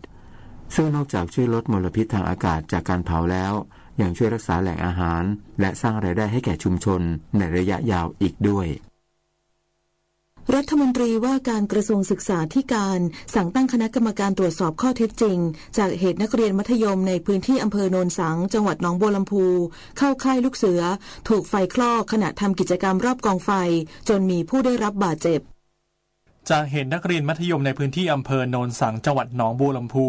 เข้าค่ายลูกเสือถูกไฟคลอกขณะทำกิจกรรมรอบกองไฟจนมีผู้ได้รับบาดเจ็บล่าสุดนางสาวตรีนุชเทียนทองรัฐมนตรีว่าการกระทรวงศึกษาธิการได้รับรายงานพร้อมสั่งการให้ตั้งคณะกรรมการตรวจสอบข้อเท็จจริงต่อเหตุการณ์ที่เกิดขึ้นเพื่อสอบสวนหาสาเหตุที่แท้จริงในการแก้ไขปัญหาและพัฒนาปรับปรุงการจัดกิจกรรมอย่างรอบคอบรัดกุมมากขึ้นโดยมอบหมายให้ปลัดกระทรวงศึกษาธิการพิจารณาการจัดกิจกรรมลูกเสือบนพื้นฐานนโยบายความปลอดภัยของนักเรียนเป็นสำคัญว่าเรื่องความปลอดภัยก็เป็นเรื่องที่กระทรวงให้ความสำคัญอยู่แล้วนะคะก็ต้องให้ทางคุณครูแล้วก็ผู้ที่ดูแลโดยเฉพาะน้องๆเนี่ยในการจัดกิจกรรมต่างๆอาจจะไม่ใช่เฉพาะค่ายลูกเสืออย่างเดียวแต่กิจกรรมอื่นๆด้วยจะต้องมองให้รอบด้านด้านนายอนุกูลปีดแก้วปลัดกระทรวงการพัฒนาสังคมและความมั่นคงของมนุษย์กล่าวว่าขณะนี้พัฒนาสังคมและความมั่นคงของมนุษย์จังหวัดหนองบัวลำพูพร้อมทีมพม.วันโฮมรวมทั้งผู้แทนหน่วยงานที่เกี่ยวข้องลงพื้นที่เยี่ยมให้กำลังใจครอบครัวนักเรียนที่ถูกไฟคลอกซึ่งจำนวน2 คนแพทย์ให้กลับมาพักรักษาตัวที่บ้านแล้วแต่มีนักเรียนอีก3 คนยังรักษาตัวที่โรงพยาบาลโดยนักเรียนรายหนึ่งอายุ 14 ปีถูกไฟคลอกมากถึง 90% ของร่างกายมีอาการสาหัสและกำลังรักษาตัวในห้องปลอดเชื้อต้องได้รับการดูแลจากแพทย์อย่างใกล้ชิดขณะที่นางเตือนใจคงสมบัติรองอธิบดีกรมกิจการเด็กและเยาวชนกล่าวว่าแนวทางการช่วยเหลือนักเรียนที่ได้รับบาดเจ็บสาหัสที่อาจต้องมีการรักษาตัวในระยะยาวหลังออกจากโรงพยาบาลอาจจะต้องได้รับการฟื้นฟูต่อเนื่องที่สำคัญเนี่ยหลังจากที่น้องออกมาจากโรงพยาบาลแล้วอาจจะต้องมีการฟื้นฟูอย่างต่อเนื่องซึ่งอาจจะต้องมีการประเมินอีกทีนึงค่ะว่าเข้าข่ายที่จะรับสิทธิอื่นๆได้มากน้อยเพียงไรนะคะเด็กแต่ละคนเนี่ยคงต้องลงไปประเมินเป็นรายกรณีนะคะว่าจะอยู่ในหลักเกณฑ์มากน้อยแค่ไหนเท่าไหร่เพราะว่าจะได้รับการพิจารณาเข้าคณะกรรมการอาจจะไม่เท่ากันซึ่งอยู่กับหลายปัจจัยนะคะทั้งนี้หน่วยงานที่เกี่ยวข้องได้เร่งให้ความช่วยเหลือเพื่อบรรเทาความเดือดร้อนในเบื้องต้นเป็นการพิจารณาเงินช่วยเหลือกรณีฉุกเฉินสำหรับครอบครัวนักเรียนผู้ได้รับบาดเจ็บสาหัสอีกทั้งวางแผนการให้ความช่วยเหลือด้านต่างๆเป็นระยะต่อไป รัชตะ สุขสุภชัยรายงานไทยและมาเลเซียเตรียมหารือถึงแนวทางการส่งเสริมและเชื่อมโยงการพัฒนาเศรษฐกิจพื้นที่ชายแดนของสองประเทศในระหว่างการเยือนอย่างเป็นทางการระหว่างวันที่ 9-10 กุมภาพันธ์นี้พลเอกประยุทธ์จันทร์โอชานายกรัฐมนตรีและรัฐมนตรีว่าการกระทรวงกลาโหมมีกำหนดให้การต้อนรับดาโตะเซรีอันวาอิบราฮิมนายกรัฐมนตรีมาเลเซียพร้อมด้วยภริยาซึ่งมีกำหนดเดินทางเยือนไทยอย่างเป็นทางการในฐานะแขกของรัฐบาลไทยระหว่างวันที่ 9-10 กุมภาพันธ์นี้ในโอกาสเข้ารับตำแหน่งใหม่เมื่อเดือนพฤศจิกายน 2565 ตามธรรมเนียมปฏิบัติของประเทศสมาชิกอาเซียนในโอกาสนี้นายกรัฐมนตรีทั้งสองประเทศมีแผนหารือเกี่ยวกับการส่งเสริมและเชื่อมโยงการพัฒนาเศรษฐกิจในพื้นที่ชายแดนไทยมาเลเซียโดยเฉพาะ5จังหวัดภาคใต้ของไทยกับ4รัฐทางตอนเหนือของมาเลเซียทั้งด้านการเชื่อมโยงการค้าและการลงทุนและด้านคมนาคมขนส่งการเร่งรัดการบรรลุเป้าหมายทางการค้ามูลค่า 30,000 ล้านดอลลาร์สหรัฐภายในปี 2568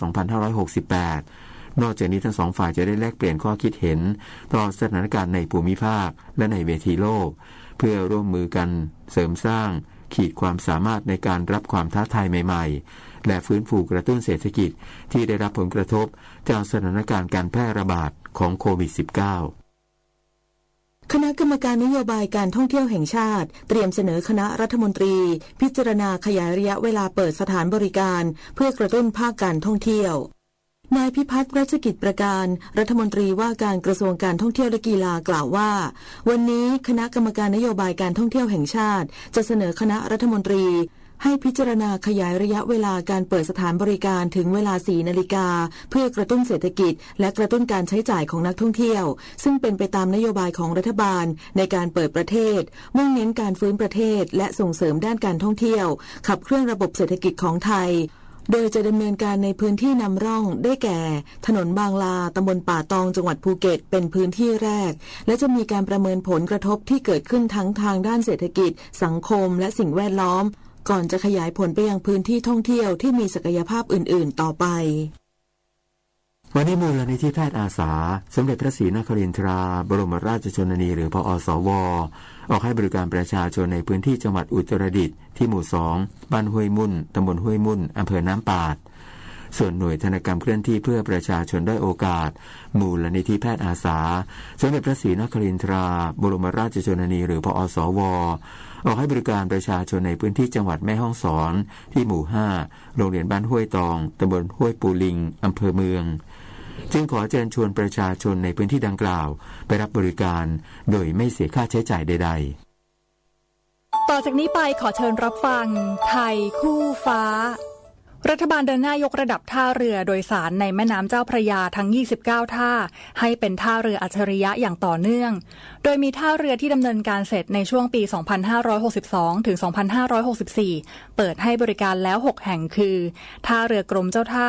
ท่าเรือสะพานพุทธท่าเรือนนทบุรีท่าเรือท่าช้างท่าเรือสาทรและท่าเรือพายัพในปี 2565 อีก2แห่งคือท่าเรือราชินีและท่าเรือบางโพสำหรับปี 2566 นี้จะแล้วเสร็จอีก3แห่งได้แก่ท่าเรือพระราม 7 ท่าเรือท่าเตียนและท่าเรือเกียรติกายที่เหลืออีก18แห่งคาดว่าจะดำเนินการได้ตามแผนคือเสร็จสิ้นในปี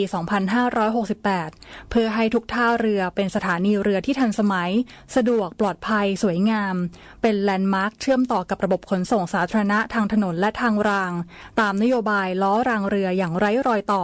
ยกระดับคุณภาพชีวิตประชาชนค่ะสื่อสารภารกิจรัฐบาลกับสำนักโฆษกสำนักเลขาธิการนายกรัฐมนตรีเราจะสืบสารรักษาและต่อยอดและครองแผ่นดินโดยธรรมเพื่อประโยชน์สุขแห่งอาณาราษฎรตลอดไปพระปฐมบรมราชโองการพระบาทสมเด็จพระเจ้าอยู่หัวในพระราชพิธีบรมราชาภิเษกเมื่อวันที่ 4 พฤษภาคม พุทธศักราช 2562 ข้าราชการต้องแยกเรื่องส่วนตัวออกจากตำแหน่งหน้าที่และยึดถือประโยชน์ส่วนรวมของประเทศชาติเหนือกว่าประโยชน์ส่วนตนสารประโยชน์ของชาติและปวงประชา อีกหนึ่งหัวข้อเรื่องจริยธรรมที่ข้าราชการพลเรือนทุกคนพึงควรปฏิบัติทำความดีเพื่อชาติไทยขณะนี้เวลา 7:16 นาทีต่อไปเสนอข่าวต่างประเทศสำนักข่าวต่างประเทศรายงานว่ายอดผู้เสียชีวิตจากเหตุแผ่นดินไหวรุนแรงขนาด 7.8 ในพื้นที่ทางตะวันออกเฉียงใต้ของตุรกีติดกับพรมแดนซีเรียเมื่อวานนี้เพิ่มเป็นอย่างน้อย 3,800 คนในจำนวนนี้เป็นผู้เสียชีวิตในตุรกี 2,380 คนส่วนฝั่งซีเรียประมาณ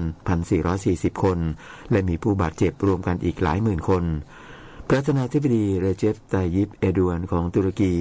ออกแถลงการแสดงความเสียใจต่อผู้ที่ได้รับผลกระทบจากเหตุแผ่นดินไหวในครั้งนี้พร้อมกำชับให้เจ้าหน้าที่เร่งให้ความช่วยเหลือประชาชน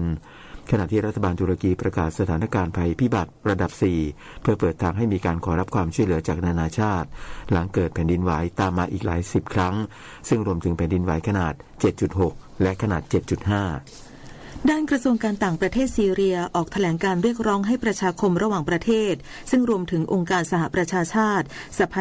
หพันธ์กาชาดสากลและเสี้ยววงเดือนแดงระหว่างประเทศและองค์การด้านมนุษยธรรมอื่นๆส่งความช่วยเหลือให้แก่ซีเรียซึ่งเผชิญความเสียหายรุนแรงจากเหตุการณ์แผ่นดินไหวดังกล่าวทั้งนี้รัฐบาลสหรัฐอังกฤษสหภาพยุโรปรัสเซียและอีกหลายประเทศแสดงความเสียใจต่อเหตุการณ์แผ่นดินไหวดังกล่าวพร้อมส่งหน่วยกู้ภัยและความช่วยเหลือที่จำเป็นไปยังตุรกีและซีเรียขณะที่หลายฝ่ายคาดการณ์ว่ายอดผู้เสียชีวิตจากเหตุภัยพิบัติในครั้งนี้จะเพิ่มขึ้นอีกเนื่องจากเหตุการณ์แผ่นดินไหวเกิดขึ้นในช่วงกลางคืนและมีอาคารที่พักอาศัยหลายสิบหลังพังถล่มลงมานอกจากนี้สภาพอากาศหนาวจัดเป็นอุปสรรคสำคัญที่ส่งผลกระทบกับปฏิบัติการค้นหาและช่วยเหลือผู้ที่ติดอยู่ภายใต้ซากปรักหักพังของอาคารที่พักอาศัยเลขาธิการสหประชาชาติเตือนผลกระทบจากสถานการณ์ความขัดแย้งระหว่างรัสเซียกับยูเครนอาจกลายเป็นสงครามที่ขยายวงกว้าง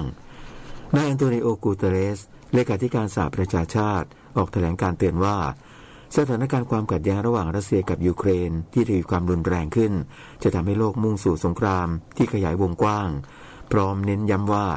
หากทุกประเทศปฏิบัติตามกฎบัตรของสหประชาชาติสิทธิอันชอบธรรมที่จะเกิดสันติภาพจะได้รับการรับประกันทางนี้แถลงการดังกล่าวมีขึ้นท่ามกลางสงครามในยูเครนที่มีแนวโน้มที่จะยกระดับความรุนแรงหลังพันธมิตรชาติตะวันตกจัดส่งรถถังประจันบานที่ทันสมัยจำนวนหลายร้อยคันให้แก่ยูเครนขณะที่รัสเซียยังคงโจมตีพื้นที่ทางตะวันออกของยูเครนอย่างหนักหน่วงและมีแนวโน้มกองทัพรัสเซียจะโจมตียูเครนครั้งใหญ่รวมทั้งมีความเป็นไปได้ว่าอาจจะเกิดขึ้นในวันที่24กุมภาพันธ์นี้ซึ่งเป็นวันครบรอบ1ปี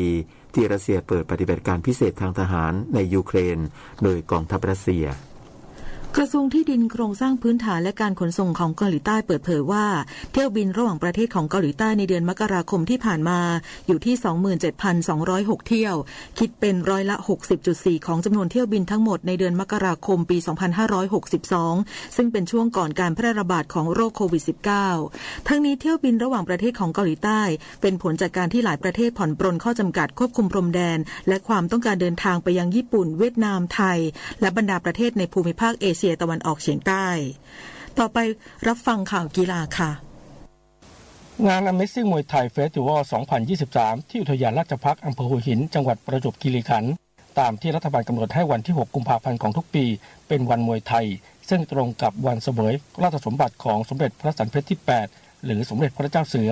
ที่ทรงพระปรีชาสามารถทางด้านมวยไทยถ่ายทอดศิลปะแม่ไม้มวยไทยให้กับคนรุ่นหลังและมีการสืบสานส่งเสริมศิลปะการป้องกันตัวแม่ไม้มวยไทยเป็นหนึ่งในซอฟต์พาวเวอร์ราชอาณาจักรไทยที่สะท้อนถึงอัตลักษณ์ความเป็นไทยเผยแพร่ไปทั่วโลกได้รับเกียรติจากพลเอกประยุทธ์จันทร์โอชา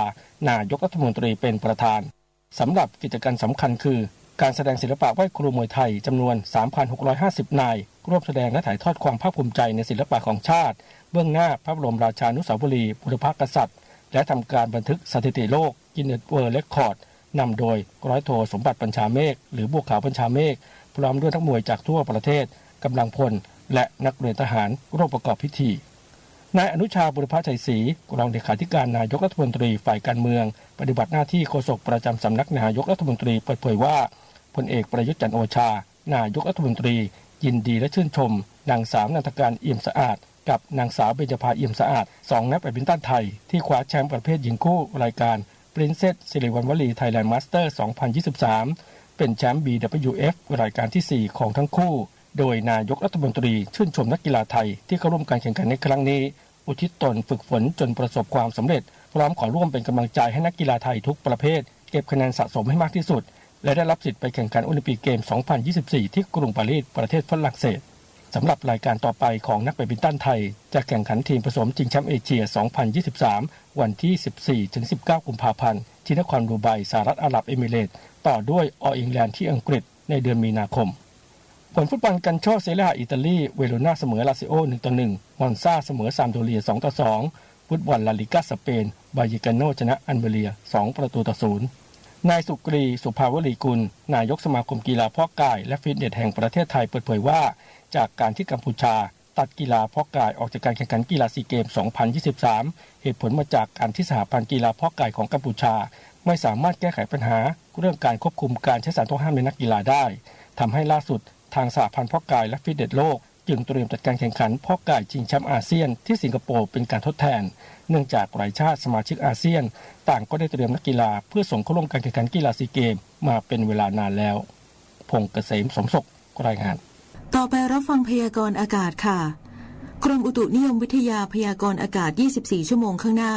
บริเวณความกดอากาศสูงกำลังอ่อนปกคลุมภาคตะวันออกเฉียงเหนือและทะเลจีนใต้ส่งผลทำให้มีลมใต้และลมตะวันออกเฉียงใต้พัดนำความชื้นจากทะเลจีนใต้และอ่าวไทยเข้ามาปกคลุมภาคตะวันออกเฉียงเหนือตอนล่างภาคกลางรวมทั้งกรุงเทพมหานครและปริมณฑลและภาคตะวันออกประกอบกับมีลมฝ่ายตะวันตกในระดับบนเคลื่อนเข้าปกคลุมภาคเหนือและภาคตะวันออกเฉียงเหนือตอนบนลักษณะเช่นนี้ทำให้ประเทศไทยตอนบนมีฝนฟ้าคะนองเกิดขึ้นได้บางพื้นที่กับมีหมอกในตอนเช้าโดยภาคเหนือและภาคตะวันออกเฉียงเหนือยังคงมีอากาศเย็นในตอนเช้าขอให้ประชาชนดูแลรักษาสุขภาพเนื่องจากสภาพอากาศที่เปลี่ยนแปลงและเพิ่มความระมัดระวังในการสัญจรผ่านบริเวณที่มีหมอกสำหรับเกษตรกรควรเตรียมการป้องกันและระวังความเสียหายที่จะเกิดต่อผลผลิตทางการเกษตรในระยะนี้ไว้ด้วยสำหรับลมตะวันออกและลมตะวันออกเฉียงใต้พัดปกคลุมอ่าวไทยภาคใต้และทะเลอันดามันทำให้ภาคใต้ยังคงมีฝนฟ้าคะนองบางแห่งฝุ่นละอองในระยะนี้ประเทศไทยตอนบนมีแนวโน้มของการสะสมฝุ่นละอองหมอกควันอยู่ในเกณฑ์ปานกลางเนื่องจากมีฝนเกิดขึ้นในระยะนี้พยากรณ์อากาศตั้งแต่เช้าวันนี้จนถึงเช้าวันพรุ่งนี้ภาคเหนืออากาศเย็นถึงหนาวกับมีหมอกในตอนเช้าและอุณหภูมิจะลดลงอีก 1-3 องศาเซลเซียสอุณหภูมิต่ำสุด 13-22 องศาเซลเซียสอุณหภูมิสูงสุด 33-36 องศาเซลเซียสบริเวณยอดดอยอากาศหนาวถึงหนาวจัดอุณหภูมิต่ำสุด 7-15 องศาเซลเซียสภาคตะวันออกเฉียงเหนืออากาศเย็นกับมีหมอกบางในตอนเช้าโดยมีฝนฟ้าคะนอง10%ของพื้นที่ส่วนมากบริเวณจังหวัดเลยชัยภูมิขอนแก่นนครราชสีมาและบุรีรัมย์อุณหภูมิต่ำสุด 18-23 องศาเซลเซียสอุณหภูมิสูงสุด 33-36 องศาเซลเซียสบริเวณยอดภูอากาศเย็นถึงหนาวอุณหภูมิต่ำสุด 11-16 องศาเซลเซียสภาคกลางมีหมอกบางในตอนเช้าโดยมีฝนฟ้าคะนอง10%ของพื้นที่ส่วนมากบริเวณจังหวัดอุทัยธานีลพบุรีสระบุรีกาญจนบุรีและราชบุรีอุณหภูมิต่ำสุด 23-25 องศาเซลเซียสอุณหภูมิสูงสุด 34-37 องศาเซลเซียสภาคตะวันออกมีหมอกบางในตอนเช้าโดยมีฝนฟ้าคะนอง20%ของพื้นที่ส่วนมากบริเวณจังหวัดนครนายกปราจีนบุรีฉะเชิงเทราชลบุรีระยองจันทบุรีและตราดอุณหภูมิต่ำสุด 23-26 องศาเซลเซียสอุณหภูมิสูงสุด 31-36 องศาเซลเซียสลมตะวันออกเฉียงใต้ความเร็ว 10-30 กิโลเมตรต่อชั่วโมงทะเลมีคลื่นต่ำกว่า1เมตรห่างฝั่งคลื่นสูงประมาณ1เมตรภาคใต้ฝั่งตะวันออกมีฝนฟ้าคะนอง20%ของพื้นที่ส่วนมากบริเวณจังหวัดสงขลาปัตตานียะลาและนาราธิวาสอุณหภูมิต่ำสุด 22-25 องศาเซลเซียสอุณหภูมิสูงสุด 30-34 องศาเซลเซียสตั้งแต่จังหวัดสุราษฎร์ธานีขึ้นมาลมตะวันออกเฉียงใต้ความเร็ว 15-30 กิโลเมตรต่อชั่วโมงทะเลมีคลื่นสูงประมาณ1เมตรบริเวณที่มีฝนฟ้าคะนองคลื่นสูงมากกว่า1เมตรตั้งแต่จังหวัดนครศรีธรรมราชลงไปลมตะวันออกความเร็ว 15-35 กิโลเมตรต่อชั่วโมง งทะเลมีคลื่นสูง 1-2 เมตรบริเวณที่มีฝนฟ้าคะนองคลื่นสูงมากกว่า2 เมตรภาคใต้ฝั่งตะวันตกมีฝนฟ้าคะนอง10%ของพื้นที่ส่วนมากบริเวณจังหวัดตรังและสตูลอุณหภูมิต่ำสุด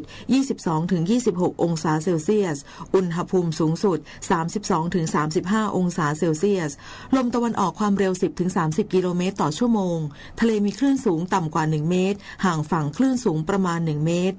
กรุงเทพมหานครและปริมณฑลมีหมอกบางในตอนเช้า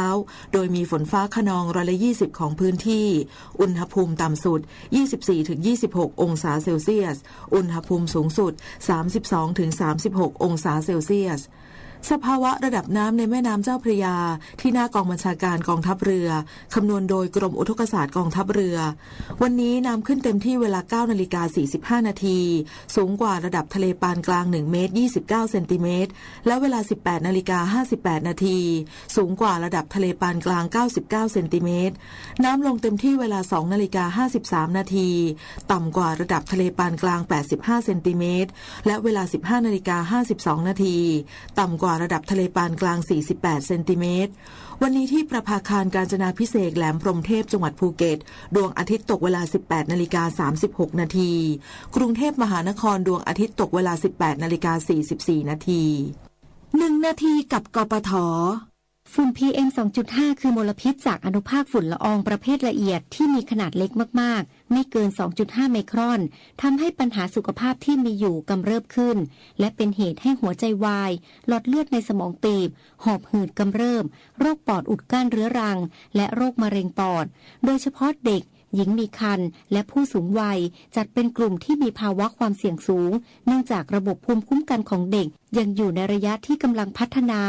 การเผชิญกับมลพิษในอากาศจะขัดขวางการเจริญเติบโตของปอดในเด็กในวัยเรียนโดยสาเหตุของ PM 2.5 มาจากเขม่าวควันและไอเสียจากรถยนต์และรถบรรทุกกรมการขนส่งทางบกเข้มงวดการตรวจสภาพรถและแนะนำให้เจ้าของรถตรวจเช็คสภาพเครื่องยนต์ตามระยะเวลาที่กำหนดไม่บรรทุกน้ำหนักเกินกำหนดค่ะด้วยความปรารถนาดีจากกรมประชาสัมพันธ์และกองทุนเพื่อความปลอดภัยในการใช้รถใช้ถนน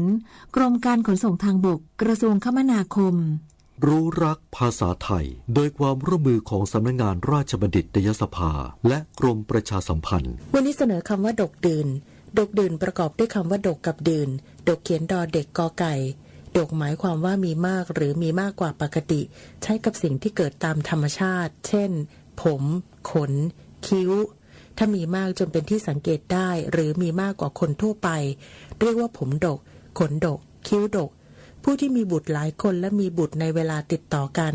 เรียกว่ามีลูกดกเช่นพี่สาวเป็นคนมีลูกยากส่วนน้องสาวมีลูกดกดกใช้กับการมีลูกของสัตว์นอกจากนี้ดกยังใช้กับต้นไม้ที่ออกดอกออกผลมากเช่นดอกดกผลดกดื่นหมายความว่ามีมากมีอยู่ทั่วไปมักใช้กับสิ่งที่พบเห็นว่ามีมากกว่าเดิมเช่นลูกพลับสดสมัยก่อนราคาแพงเพราะหายากเดี๋ยวนี้มีขายดื่นไปราคาจึงถูกลงผู้มีคำถามการใช้ภาษาไทยสอบถามได้ที่ www.orst.go.th สาระนานากับสารานุกรมไทยวันนี้เสนอเรื่องการใช้สบู่ดำผลิตเชื้อเพลิงมวลชีวภาพสบู่ดำเป็นไม้โตเร็วสามารถใช้เป็นเชื้อเพลิงในการเผาไหม้ได้โดยตรงหรือนำไปเผาผลิตเป็นถ่านใช้เป็นเชื้อเพลิงหุงต้มในครัวเรือนแต่ไม้สบู่ดำมีความชื้นสูงควรตากให้แห้งก่อนจะนำมาใช้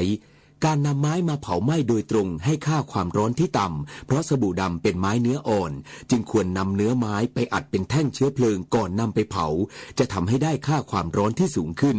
ปัจจุบันนักวิจัยไทยพยายามปรับปรุงพันธุ์สบู่ดำเพื่อใช้เป็นเชื้อเพลิงมวลชีวภาพโดยจะปรับปรุงคุณภาพเนื้อไม้ให้ดีขึ้นทนทานต่อสภาพแห้งแล้งและสภาพดินเค็มให้ได้ในอนาคตท่านที่สนใจสาระนานาเพิ่มเติมในสารานุกรมไทยสำหรับเยาวชนสามารถเรียนรู้ได้ที่ www.saranukromthai.or.th ท่านกำลังรับฟังสถานีวิทยุพระพุทธศาสนาคณะสงฆ์อำเภอฝางวิทยุธรรมะเพื่อพระพุทธศาสนาและชุมชนเครือข่ายวิทยุชุมชนภาคเหนือท่านกำลังรับฟังสถานีวิทยุชุมชนเพื่อการเผยแพร่พระพุทธศาสนาในเครือข่ายสถานีวิทยุคลื่นสีขาวโขทัยเชียงรายแพร่ ท่านกำลังรับฟังสถานีวิทยุพระพุทธศาสนาคณะสงฆ์อำเภอฝาง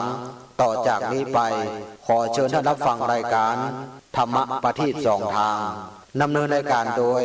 หลวงพ่อพระครูสุจิตานุรักษ์หลวงพ่อเจ้าคณะอำเภอฝาง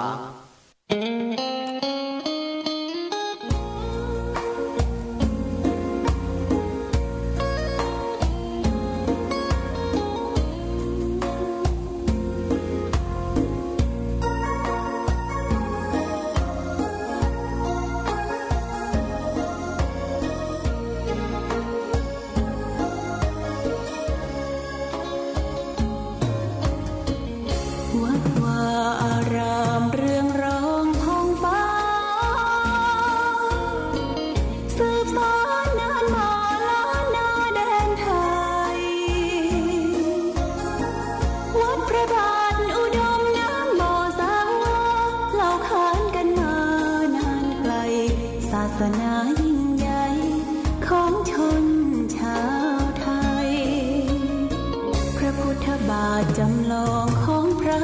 สัมมาองค์พระศาสดาพุทธบูชากราบไหว้องค์พระเจ้าฝังอุดมศิลป์ผู้สร้างสรรค์มานานไกลนามอุดมก้องไปสมในฉายาก่อนเป็นวัดร้างโบราณสืบสาน2524พระมหาราชครูเกษราปัญญาปรมาติกาจารย์จากวัดดภัยเชียงใหม่สืบสานเวลาผ่าน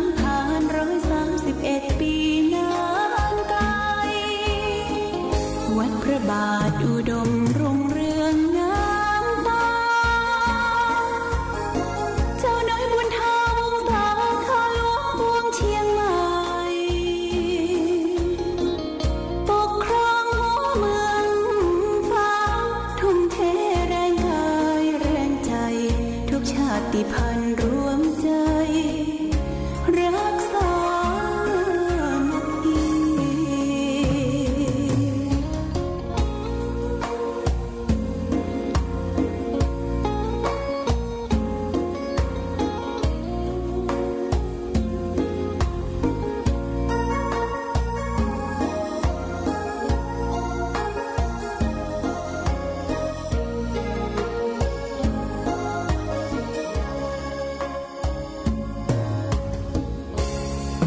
ก่อนเป็นวัดร้างโบราณสืบสาน2524พระมหาราชครูเกษราปัญญาปรมาติกาจารย์จากวัดดภัยเชียงใหม่สืบสานเวลาผ่าน131 ปีนานไกลวัดพระบาทอุดมรุ่งเรืองงามตาเจ้าน้อยบุญธาวงศาข้าหลวงพวงเชียงใหม่ปกครองหัวเมืองฟ้าทุ่มเทแรงกายแรงใจทุกชาติพันธุ์รวมใจรักษามาดี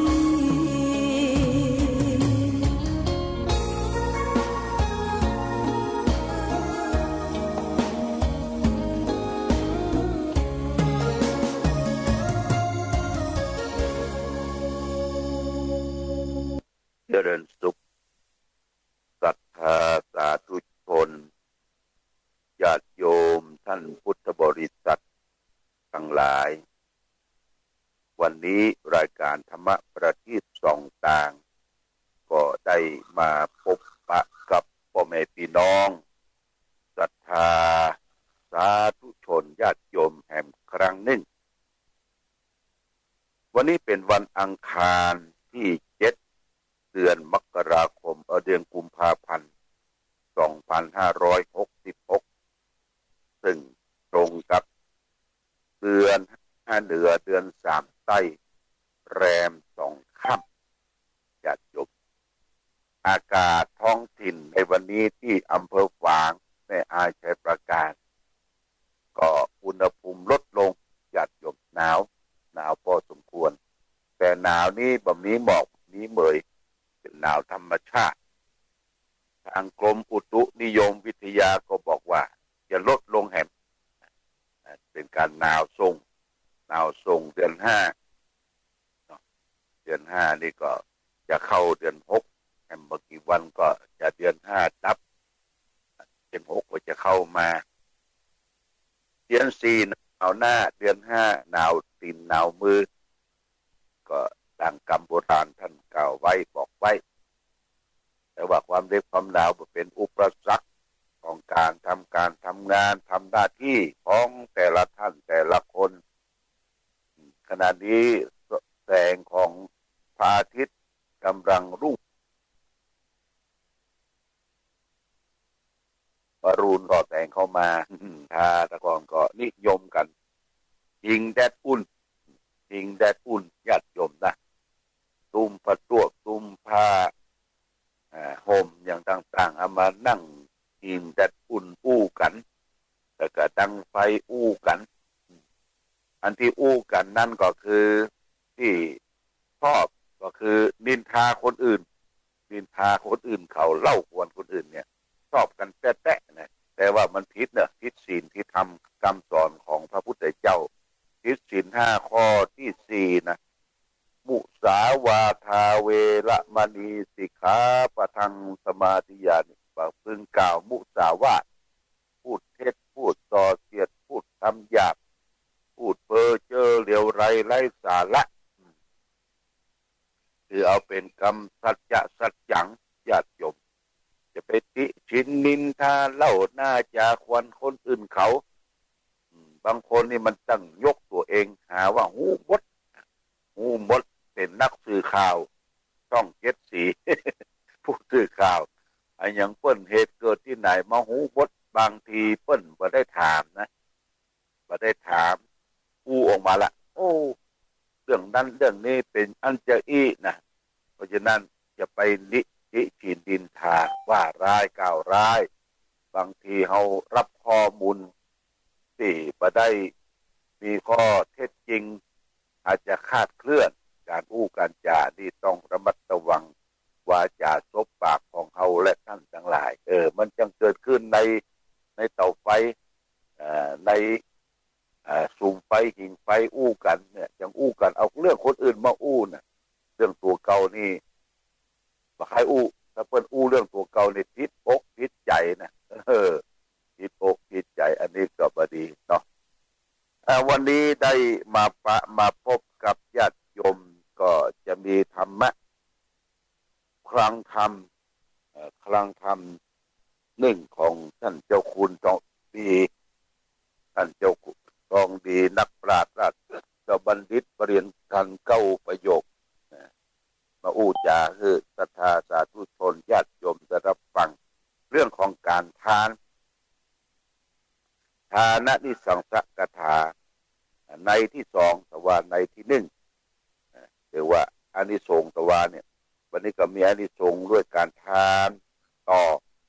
ที่ตัดไว้ในพระไตรปิฎกเป็นภาษาบาลีว่าโยโสจะสัพพทโยโหติโยทตาติอุปสัญจยังอะมะตันทโทจะโสโหติโยธรรมนุสาสติบุคคลใดให้ที่พักอาศัยบุคคลนั้นชื่อว่าให้ทุกสิ่งส่วนบุคคลใดให้คำสอนธรรมะให้บุคคลนั้นชื่อว่าให้อมตะคือความสิ่งที่ไม่ตายก็ขยายความให้ญาติโยมท่านสาธุชนทั้งหลายที่พักพาอาศัยในวัดในวาที่อารามต่างๆก่อนการมาเนี่ยก็จะมีที่พักของอาคันตุกะซึ่งนี่สอนกันมาตั้งแต่โบราณกาลตั้งแต่ยุคของพระสัมมาสัมพุทธเจ้าสอนว่าผู้ที่ให้พักพาอาศัยนะให้ทุกสิ่งก็คือเราให้ความสะดวกสบายอย่างแต่ก่อนเขามักจะปากันไปว่าพักวัด พักวัดจะจบ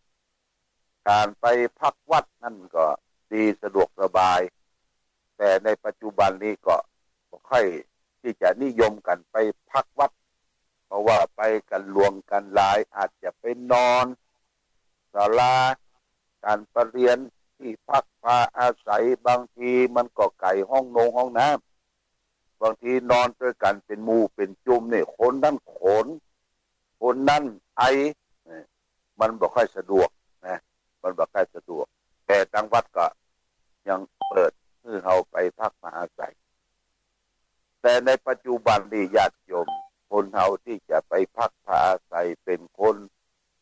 จรหนอนจนคนจรหมอนมินจู่ๆจะไปขอพักอาศัยที่วัดเนี่ยเพิ่นก็ต้องตรวจสอบเนี่ยตรวจสอบแสดงบัตรแสดงอะไรอย่างต่างๆแล้วก็แสดงตัวบุคคลว่าเดินทางมาจากไหนจะไปที่ไหนพักกี่วันเพิ่นก็จะตรวจสอบอย่างนี้เพราะว่าคนดีก็หลายคนร้ายก็นักในปัจจุบันเนี่ยญาติโยมบางทีพักพาอาศัยผู้เจ้าไปพักในวิหารพักศาลาโอ้ตื่นขึ้นมาบลาเจ้าอาวาสบลาเจ้าของที่ผลปรากฏเร็วไปเร็วมาโอ้พระเจ้าน้อยหิ่งพระเจ้าน้อยในโต๊ะหมู่บูชาหายญาติโยมนะหายไปหรือของมีค่าในวัดหายไปตู้บริจาคถูกลักโบะลักตัดขาแจอย่างนี้อันนี้ไว้ใจบ่ได้ญาติโยมนะไว้ใจบ่ได้เพราะฉะนั้นที่พักพาอาศัยนี่ที่จริงคนโบราณแต่ก่อนเพิ่นจึงเตรียมไว้ลูกในบ้านในจองเฮาพี่น้องต่างที่ต่างแดนต่างหนมาเพิ่นจะมีสลีมีที่นอนเอาใส่ตู้ไว้ผ้าทั่วผ้าห่มเพื่อสะอาดหมอนมุ้งไว้เพื่อต้อนรับแขกพี่น้องที่เดินทางมาจากต่างอำเภอต่างจังหวัดมาจากที่ไกลนี่ก็คือการให้ที่พักพาอาศัยนะก็ให้ทุกสิ่งทุกอย่างให้ความสะดวกแต่ในปัจจุบันนี้ญาติโยมเขาจะไปต่างจังหวัดต่างที่ไหนที่พักที่ดีที่สุดก็คือเรื่องของรีสอร์ทญาติโยมรีสอร์ทหรือว่าโฮมสเตย์เนี่ยมันจะมีทุกบ้านทุกจองถ้าเปิดมาเมืองฝางเพื่อจะถามว่ารีสอร์ทที่ไหนสะดวกสบายจะได้รับอินนอนเต็มและในรีสอร์ทนั้นก็มียามมีอย่างพอคอยดูแลที่จอดรถจอดรางอย่างต่างๆเรียบร้อยดีงามหรือบางทีก็จะได้แถมอาหารเช้าอาหารเย็นตัวรีสอร์ทนะญาติโยมนะรีสอร์ทก็คือที่พักเป็นกำฝรั่งรีสอร์ทเงินพักที่พักถ้าไปทางประเทศลาวเพิ่นว่าเงินพักสำหรับอาคารสุกะแต่ต้องเสี่ยงสตางค์แต่เสี่ยงสตางค์เพื่อความสะดวกแหละญาติโยมนะความสะดวกบ่มีไผมารบกวนบางทีเอาจะพักคนเดียวหลังนี้พักคนเดียวไผบ่รบกวนละเอาจะนอนคนก็บ่คนก็นี่ญาติโยมมันสะดวกแล้วนอกจากนั้นก็มีโฮมสเตย์นี่ญาติโยมเป็นการปรับปรุงเอาบ้านมาเป็นที่พักปรับปรุงห้องน้ำปรับปรุงห้องให้มีความสะอาดสะอ้านบริการเรื่องการกินการบริโภคอาหารทั้ง 2-3 มื้อแล้วก็บริการเรื่องการเน้นการนวดแผนโบราณนวดเส้นอย่างทางแม่แจ่มนี่จะมีหลายที่หลายบ้านนะเรียกว่าโฮมสเตย์ก็ราคาก็บ่แพงเท่าใดแล้วก็ยังไม่ได้จ๋าบางทีเปิ้นก็เอาวัฒนธรรมมาแสดงให้พอมีการติดสีตีเป่ามีการร้องรำทำเพลงมีการจ้อยการซอให้ฟังแต่โดยเฉพาะอย่างยิ่งโฮมสเตย์ที่เปิ้นจะโชว์ก็คือเรื่องของอาหารเรื่องของอาหารอย่างตั้งไปแม่แจ่มนี่ถ้าเอาให้กินตุ๊กเนี่ยกินตุ๊กนี่มาของเก่าโบราณแต่ก่อนนี่มันบ่มีตู้เย็นญาติโยมนะเพิ่นเอาจิ้นควายเนี่ยมาย่างคือมันตื้อๆเห็นหน่อยคำว่าตื้อๆคือมันไม่กินหน่อยแล้วก็มามกแล้วก็มาตุ๊บ ตุบเป็นจิ้นตุ๊บแล้วก็กับน้ำพริกห้าน้ำพริกหนุ่มนี่นะเนี่ยถ้าไปทางแม่แจ่มเพิ่นจะมีบริการอาหารจิ้นตุ๊บแล้วก็มีการนวดเส้นนวดเอ็นนวดอย่างต่างๆของผู้เฒ่าผู้แก่ให้มีรายได้ของท้องถิ่นมีรายได้ประจำหมู่บ้านนี่เรียกว่าโฮมสเตย์โฮมก็คือบ้านสเตย์ก็คือที่พักเป็นภาษาฝรั่งเนี่ยโฮมสเตย์เนี่ยผู้ที่ให้พักพิงแก่ผู้ที่เคยให้มาพักพิงนั้นคือว่าให้ทุกสิ่งทุกอย่างต่อไปท่านก็บอกว่าผู้ที่พร่ำสอนธรรมะจักจูงเปิ้นไปไหว้พระสวดมนต์จักจูงกันไปประพฤติปฏิบัติธรรมบุคคลนั้นชื่อว่าให้อมตะคือความจริงความที่ว่าบัตตายญาติโยมอมตะเนี่ยเป็นความจริงความบัตตายคือสัจธรรมคำจริงคำสอน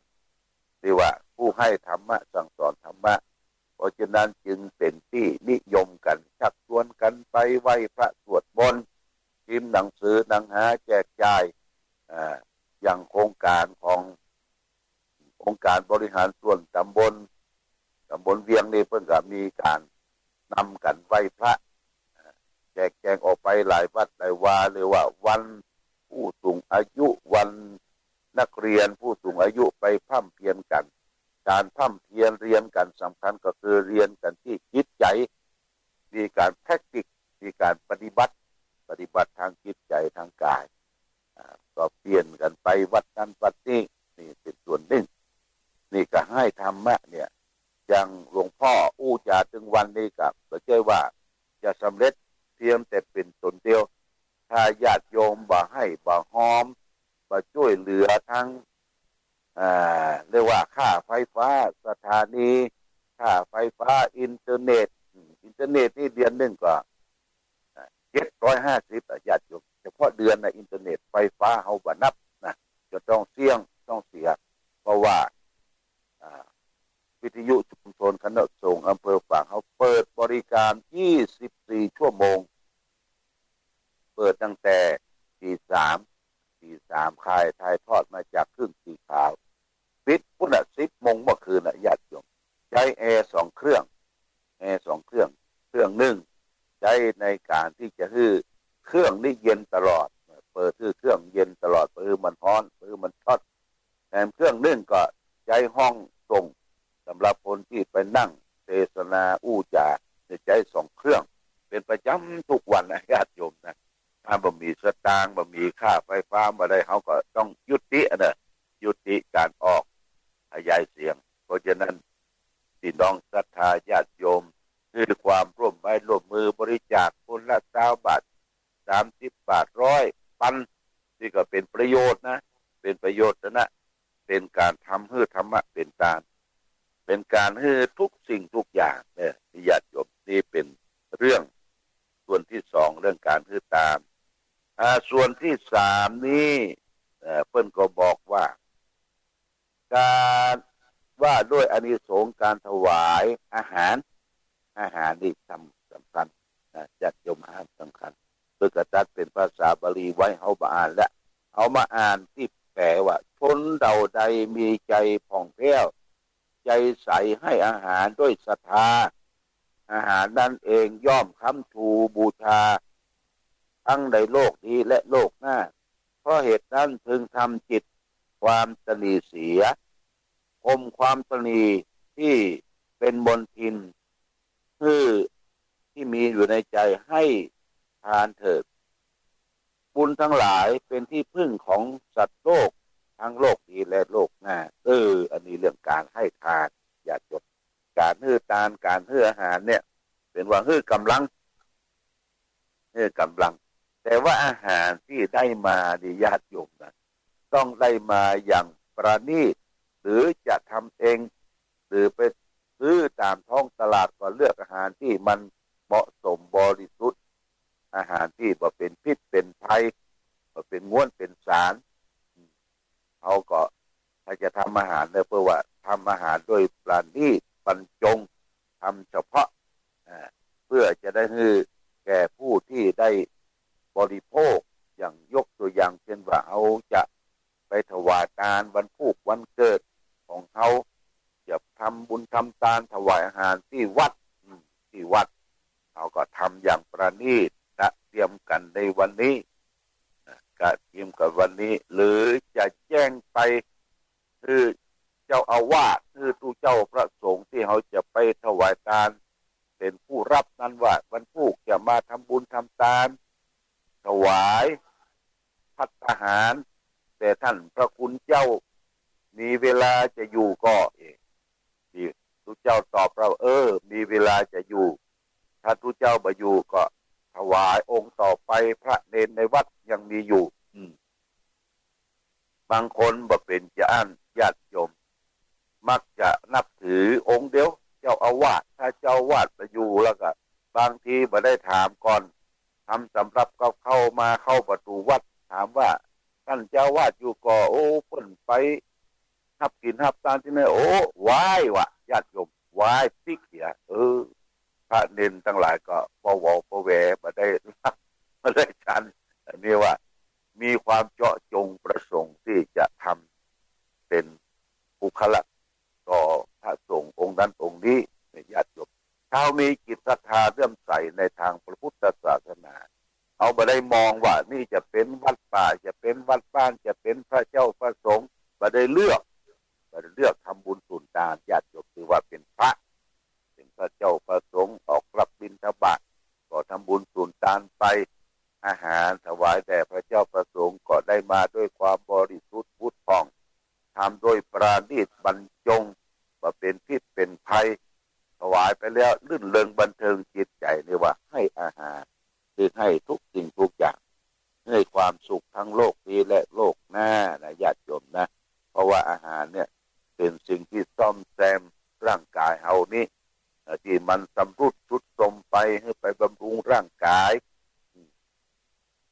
อาตมานี่เคยเดินทางไปกับโยมเพิ่นอยู่กรุงเทพ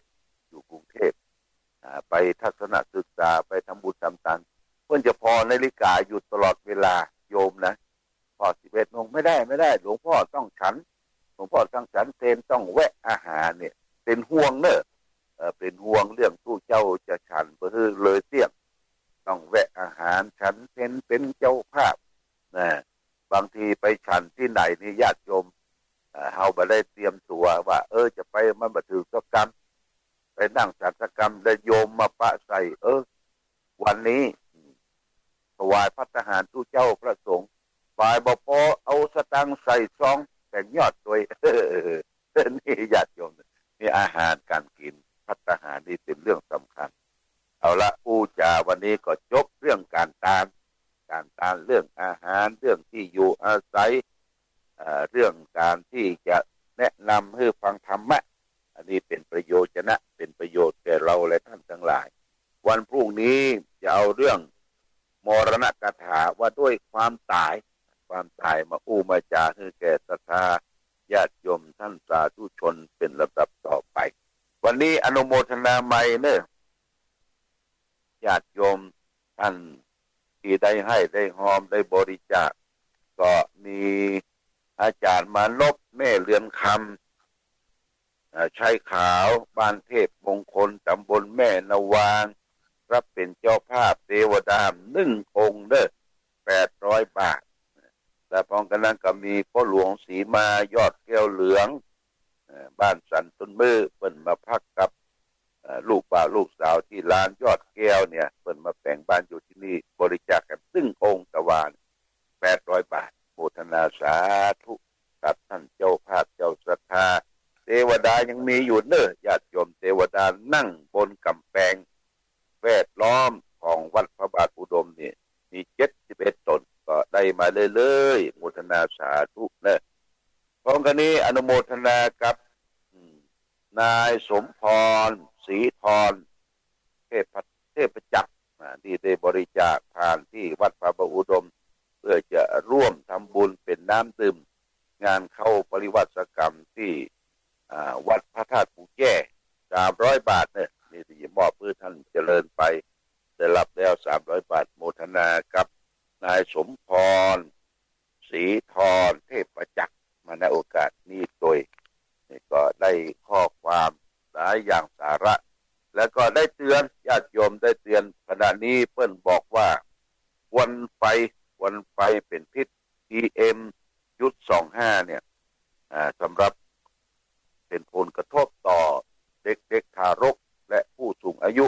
และผู้มีโรคประจำตัวโรคคือหอดมันเป็นสารพิษเล็กๆนะที่เกิดจากควันไฟพ่องควันรถยนต์พ่องที่แออัดพ่องนี่ต้องระมัดระวังญาติโยมนะจะไปเผาขี้เหยี่ยวเผาขี้โกงวัดพระบาทอุดมนี่ก็พยายามเก็บขี้เหยี่ยวขี้โกงใส่ถุงดำแล้วก็มัดจุกไว้มัดจุกไว้ต่อไปก็จะได้ทำเป็นปุ๋ยเป็นหยังบ้านเขาก็เหมือนกันอาจจะฟังก็ได้ญาติโยมฟังที่กินหัวฟังที่เท้าฟังพื้นต้นไม้อันนี้ก็ช่วยเหลือพอคอยดูแลก็คือไปเผาจนเกินไปเพราะหน้านี้จะเข้าหน้าแรงแล้วควันพิษ PM.25 2.50 เนี่ย PM.2.50 เนี่ยกำลังระบาดไปทั่วต้องระมัดระวังเช่นเดียวกันเอาละวันนี้รายการธรรมะประทีปส่องทางได้มาพบญาติโยมสักกรรมก็จะเดินทางไปประชุมจังหวัดเชียงใหม่ที่วัดเกศยอดคงจะปิกมาตอนค่ำตอนเย็นก็ได้นะก็ขอความสุขความเจริญความดีธรรมจงบังเกิดมีแก่ศรัทธาสาธุชนญาติโยมทุกท่านเพื่อท่านทั้งหลายได้ประสบสุขโชคดีประกอบไปด้วยอายุวันนะสุขภะเหมือนกันทุกรูปทุกท่านทุกคนโดยเถิด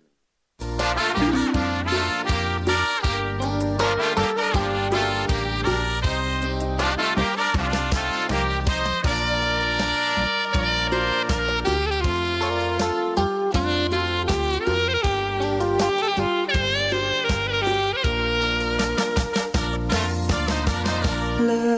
ศฟ้านภาลัยก้องไปทั่วเขตสยามน้ำสามผิวงดงาม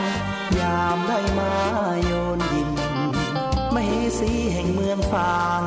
น้ำผิวสวยทั่วถิ่นร่ำลือทั่วท้องทานโสภินยิ่งกว่านางใดสามกาลเวลาสีผิวนางเปลี่ยนแปลไปในทุกช่วงยามเลิศล้ำอำไพเปรนพิษไทยไหลงดงามหนึ่งในสยามพระนางสามผิวยิ่งใหญ่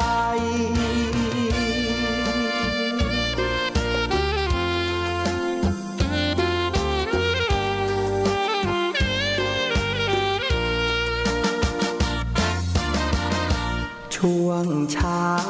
เงางามผิวขาวนวลชวนพักษาพอถึงตอนสายมาช่วงเที่ยงผิวนางเหลืองผ่อง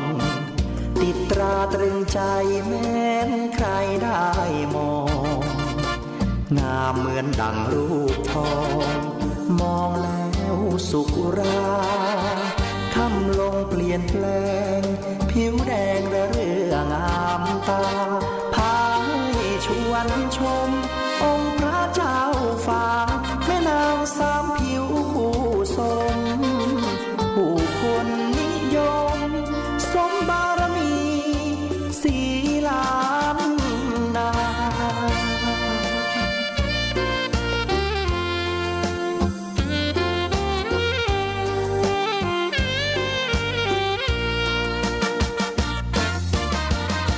กษัตริย์กรุงอังวะได้แล้วอยากยนชมสุดโทธรรมราชาหรือไทยตรงระดมยกทัพชิงนางแม่นางสามผิวและองค์พระเจ้าฟางรันทดใจหมดทางพลางรักเกียรติศักดิ์ศรีจึงพากันโดดน้ำปลีชีพชีวีแห่งนี้คือสุสานบ่อน้ำสาวาจารึกมาตำนานสืบลูกสืบหลานไปชั่วกาลนาน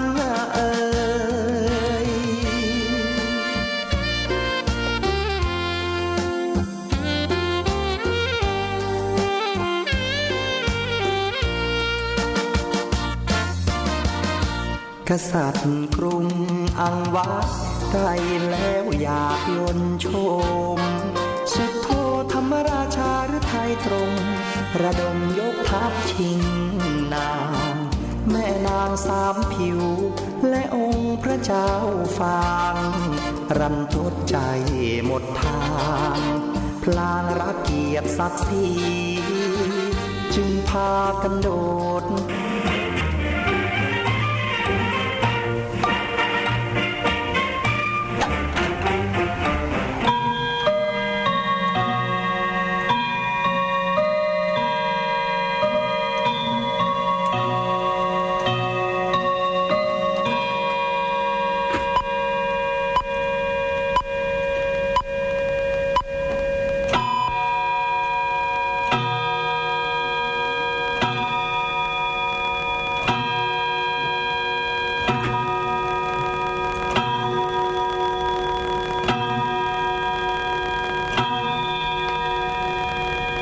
เวลา 8 นาฬิกา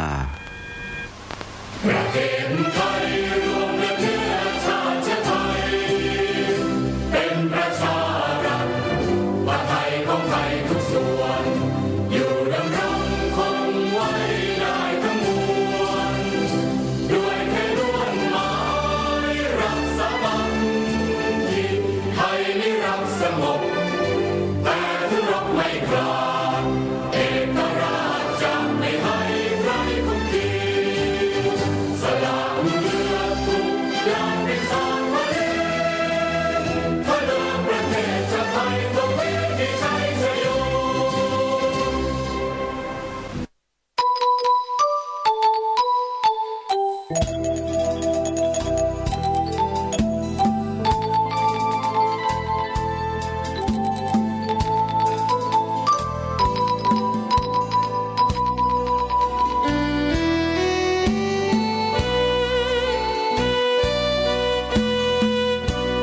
น้อมนำตำนานผ่านทุกรุ่นองค์บุญหลวงพ่อแก้วทันตะจิตโตมีบุญญาบารมีมากโขมีพุทโธเป็นที่นำทาง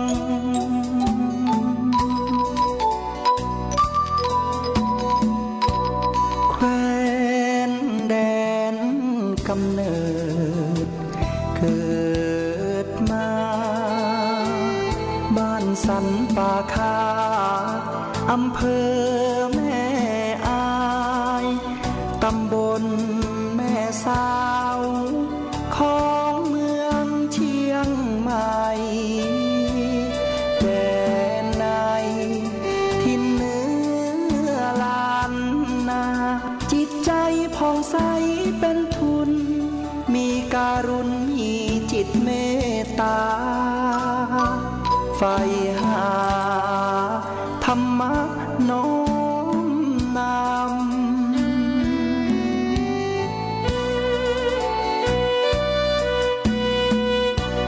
โยมพ่ออุ่นแม่ปอมาหิงสาบิดามารดาผู้เลี้ยงดูเส้นทางธรรมน้อมนำคำชูเดินสู่เส้นทางของผ้าเหลือง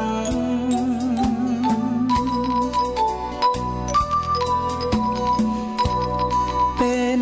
เจ้าอาวาสวัดพระบาทอุดม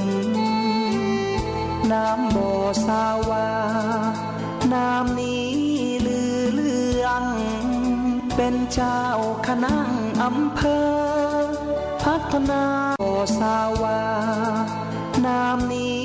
ลือเลืองเป็นเจ้าคณะอำเภอ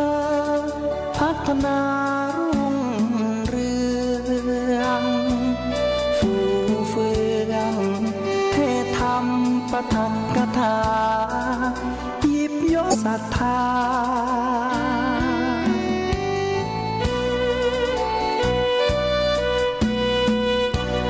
หลวงพ่อแก้ว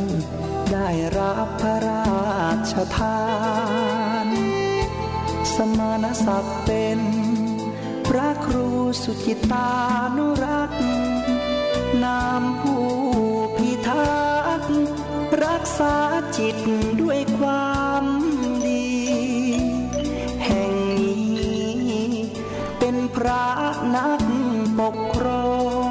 ง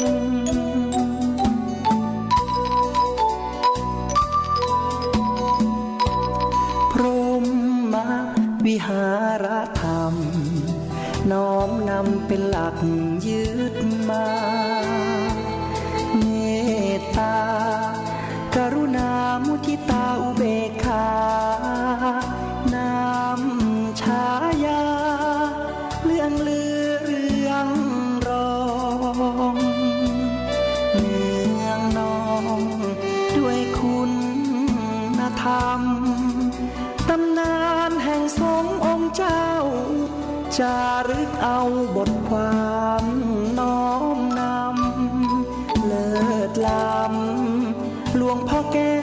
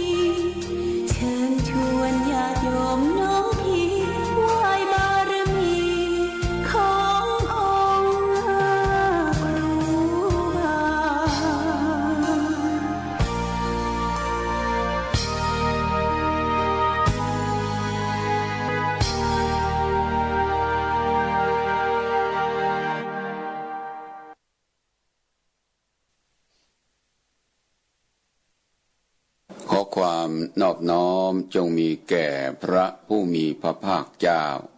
พร้อมทั้งพระสัทธรรมคำสอนและพระอริยสงฆ์เจ้าทั้งหลายขอถวายความเคารพแก่พระเถรานุเถระผู้ติดตามรับฟังขอความสุขความสวัสดีความเจริญในธรรมจงบังเกิดมีแก่บรรดาท่านสาธุชนทั้งหลายวันนี้รายการธรรมะคลายทุกข์ก็ได้มาพบกับญาติโยมสาธุชนทั้งหลายตามปกติเช่นเคยนะในเวลาเดียวกันนี้เราก็มาฟังพระธรรมคำสอนอันเป็นเครื่องชำระจิตใจการสร้างคุณงามความดีสร้างบุญสร้างกุศลคือการสร้างเหตุส่วนผลคือความสุขจึงจะปรากฏเกิดขึ้นถ้าเราไม่สร้างเหตุผลมันก็ไม่เกิดถ้าเราไม่ทำนาก็ไม่ได้ข้าวไม่อาบน้ำมันก็ไม่ชุ่มเย็นเราไม่ทำเหมืองมันก็ไม่ได้น้ำเราไม่ประพฤติธรรมเราก็ไม่ได้ความสุขเราไม่เว้นจากการเบียดเบียนความสงบร่มเย็นในโลกจะเกิดได้อย่างไรนี่เรื่องเหตุเรื่องผลมันมาคู่กันพระพุทธเจ้าตรัสว่าอัพพยาปัชชังสุขขังโลเกความไม่เบียดเบียนกันนะเป็นสุขในโลกเป็นเรื่องจริงนะญาติโยมนะคนเราถ้าไปเบียดเบียนกันมันก็ไม่มีที่สิ้นสุดมันก็ข่มเหงกันเองร้ายเบียดเบียนซึ่งกันใส่ร้ายป้ายสีกันมันก็มีภัยรอบด้านมันจะหาความสุขไม่ได้พระพุทธเจ้าจึงสรรเสริญว่าอย่าเบียดเบียนกันอย่าทำลายกันอย่าฆ่ากันนี่ความไม่เบียดเบียนกันมันเป็นเหตุนำความสุขมาความไม่เบียดเบียนกันสรรสร้างสุขช่วยประยุกต์ยังให้โลกไหลเข็นน้ำใจเจตเมตตาพาอยู่เย็นสิ่งลำเค็ญแคล้วคลาดนิราศไกล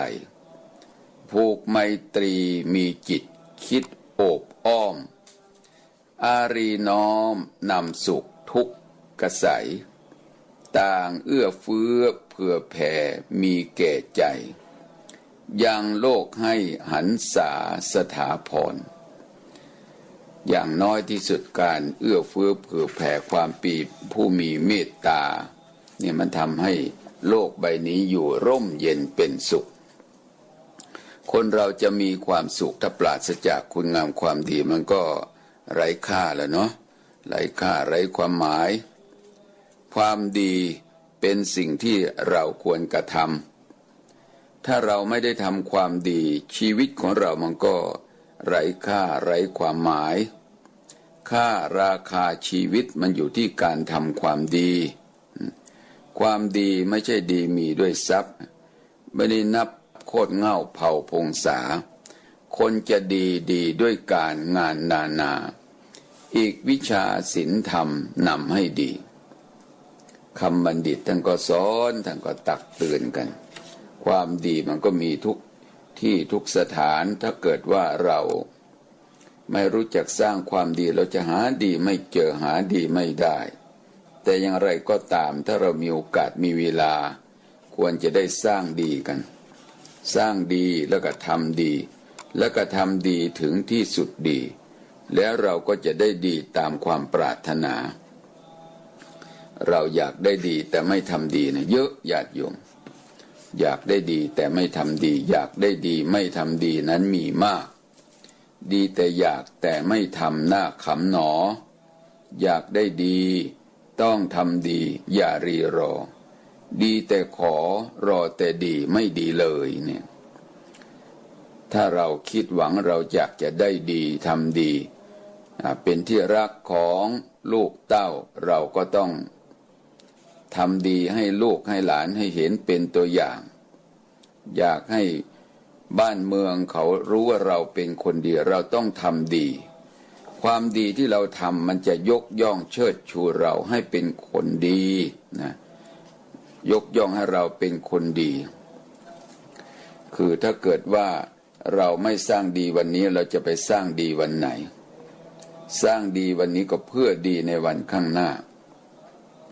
วันนี้เราไม่สร้างดีแล้วเราหาความดีไม่ได้นี่มันก็ยากเรื่องของการ สร้างคุณงามความดีสร้างเหตุดีเนี่ยมันต้องมาจากการกระทำของเราการกระทำของเราทำให้เราเป็นคนดีแต่ถ้าเราทำดีเต็มที่ความดีที่เรากระทำมันจะเป็นเหตุเป็นปัจจัยให้เราได้ประสบพบกับความสุขเราปรารถนาความสุขแต่เราไม่สร้างเหตุให้เกิดความสุขบางคนอยากหาความดีแต่ไปใส่ร้ายป้ายสีคนอื่นอย่างนี้มันก็หาดีไม่ได้เรื่องของการทำดีมันเป็นเรื่องที่เราจะต้องสะสมกันไปมากน้อยอย่าได้กำหนดค่อยเป็นค่อยไปมันน้ำบ่อทรายความดีเวลามันจะมาค่อยเป็นค่อยไปนะความดีมันค่อยเกิดขึ้นดีในบ้านดีในวัดดีในป่าดีในบ้านเมืองดีในประเทศชาติดีในโลกมันดีมันกระจายไปความดีเวลามันเกิดมันค่อยเจริญขึ้นโดยลำดับไม่เหมือนความชั่วทำความดีมาตลอดชีวิตทำชั่วครั้งเดียวหมดเลยโยมหมดเลยเพราะฉะนั้นความชั่วมันเปรียบเหมือนกับอุจจาระ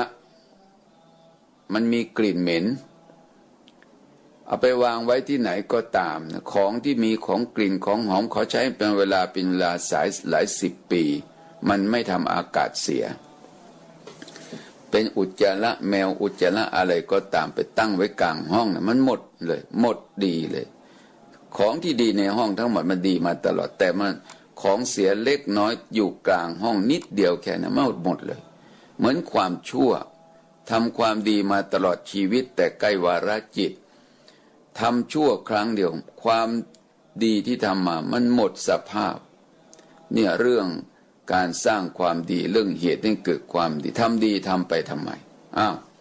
ทำความดีเพราะความดีมันให้ผลเป็นสุขเราจึงต้องทำความดีกันเพราะฉะนั้นอย่าละอย่าทิ้งความดีในบ้านใกล้ๆตัวเราเนี่ยคือคุณพ่อคุณแม่ปู่ตายายยายเนี่ยเขาเรียกบำรุงมารดาบิดาเนี่ยเป็นคุณธรรมเป็นความดีพื้นฐานเราอยู่ใกล้พ่อใกล้แม่เนี่ยมงคลชีวิตของคนในบ้านคือเลี้ยงดูท่านผู้มีอุปการะคุณแก่เราเรียกว่าปุพการีนะเอาดีนอกบ้านใส่บาตรพระเจ้าพระสงฆ์อนุเคราะห์เกื้อกูลเพื่อแผ่แก่คนผู้อยู่ใกล้ชิดเนี่ยดีนอกบ้าน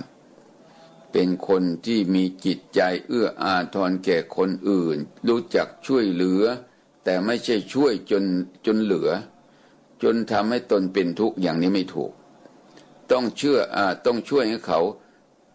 พยุงตัวได้เมื่อเขาพยุงตัวได้แล้วเราก็ปล่อยเขาการช่วยอย่างนี้ก็เรียกว่าเอื้อเฟื้อเผื่อแผ่แก่บุคคลผู้ตกละกรรมลำบากเอื้ออาทรแก่บุคคลอื่นการที่เราอยู่ในโลกใบนี้ถ้าเราขาดความเอื้อเฟื้อเผื่อแผ่แก่บุคคลอื่นเนี่ยมันเป็นเหตุนำทุกข์มาให้แทนที่เราจะได้ความสุขกับสิ่งที่เราทำมันเลยเพิ่มโทษเติมทุกข์ให้เราเพราะฉะนั้นเราต้องมีปัญญาด้วยไม่ใช่ทำไปโดยขาดปัญญาแต่ดีขั้นกลางเนี่ยเอาศีลนะโยมนะดีขั้นต้นเอื้อเฟื้อเผื่อแผ่ในบ้านในวัดดีขั้นกลางคือศีลกายวาจาให้บริสุทธิ์กายวาจาเนี่ยต้องตั้งมั่นอยู่ในคุณธรรมด้วยไม่ฆ่าสัตว์ไม่เบียดเบียนสัตว์ฆ่าสัตว์ก็คือจะฆ่าปูฆ่าปลาฆ่านกฆ่าอะไรทุกต่างๆเนี่ยมันเป็นคือเราฆ่าแล้วก็เว้นจากการฆ่าก็คือไม่ฆ่ามีศีลไม่ลักทรัพย์สมบัติของบุคคลอื่นของเขาก็มีเจ้าของมีผู้ดูแลเราจะไม่ถือเอาทรัพย์สมบัติของบุคคลอื่นที่เขาไม่ให้โดยที่เขาไม่ได้อนุญาตนี่ข้อ2ไม่ประพฤติผิดรักกันลูกใครเมียใครผัวใครภรรยาใครให้เกียรติไม่ประพฤติล่วงเกินแม้เขาจะให้โอกาสแต่เราก็ไม่กระทำนั่นเขาเรียกว่าไม่ประพฤติผิดรักกันนี่ทางกายไม่เสพดื่มของมึนเมานี่เป็นยอดดีนะญาติโยมนะยอดดีไม่ประพฤติผิด ศีลข้อสุราเมรัยเนี่ยเป็นที่ตั้งความประมาทดื่มเหล้าเมายาไปที่ไหนใครก็ไม่ต้องการใครก็ไม่ปรารถนานี่ทางกายทางวาจาก็ไม่พูดเท็จทางวาจาไม่พูดเท็จพูดเท็จพูดโกหกพกลมอย่างนี้ไม่โกหกไม่พูดเท็จไม่พูดส่อเสียดยุให้รำตำให้รั่วคนนั้นมันชั่วคนนี้มันเลวแต่ไปยกย่องอีกคนหนึ่งเพื่อจะให้เขารักเราเกลียดคนนี้ติเตียนคนนี้แต่ไปยกย่องคนนั้นนี่เขาเรียกว่าส่อเสียดยุให้รำตำให้รั่วให้มันพังเป็นแถบนี่เขาเรียกว่าปิสุณวาจาส่อเสียดพรุษวาทเนี่ยด่าด้วยกายด่าด้วยวาจาต้องพูดออกไปด่าให้เขาเกิดความเสียหายใช้คำพูดไม่เหมาะด่าด้วยกายเช่นเขียนจดหมายด่าอย่างนี้มันเป็นวจีทุจริตทั้งนั้นนะวจีทุจริตผิดศีลแล้วก็ไม่เป็นที่รักของคนทั้งหลายใครก็ไม่อยากเข้าใกล้บุคคลผู้กระทำความชั่วมันให้ผลเป็นทุกข์แต่คนเหล่านั้นก็ยินดีในทุกข์เพราะเขายินดีในบาปเพราะเขามีความเห็นผิดมีความคิดเห็นผิดว่ามันดีจึงมองเห็นความชั่วเป็นความดีคนประเภทอย่างนี้เขาเรียกว่าเป็นมิจฉาทิฏฐิยังไม่เกิดสัมมาทิฏฐิอย่างการกินเหล้าเมายาไปด่าคนอื่นการพูดโกหกเมื่อเขาเกิดความวิบัติย่อยยับเสียหายก็สะใจยินดีไม่ได้ทำบาปทำความชั่วเห็นคนอื่นเขาแตกแยกสามัคคีแล้วเราก็ดีใจนั่นคือยินดีไม่ได้ทำความชั่วเพราะฉะนั้นเราต้องเว้นขาดด่าตัดท้อต่อว่าเราอยากเป็นคนดีเราต้องทำดีที่โบราณบอกว่าแพ้เป็นพระชนะเป็นมารส่วนมากเราไม่อยากเป็นพระกันส่วนมากเราอยากจะเป็นพาลได้ด่าคนอื่นได้เอาชนะคนอื่นด้วยพรุษวาทคำเจ็บแสบด่าให้เขาเป็นหมูเป็นหมาเป็นช้างเป็นวัวเป็นควายเป็นเหี้ยเป็นอูฐอะไรก็ตามเถอะคำพูดเปรียบเปรยเนี่ยเขาเรียกว่าคำหยาบไม่มีใครต้องการไม่มีใครปรารถนาโอ้ขนาดติรฉานมันยังไม่ต้องการไม่ปรารถนาเลยอย่างโคนันทวิสารใช่ไหมเป็นการเสวยพระชาติหนึ่งขององค์สมเด็จพระสัมมาสัมพุทธเจ้าพระพุทธเจ้าของเราสร้างบารมีเนี่ยเป็นได้ทุกอย่างนั่นแหละแต่ว่า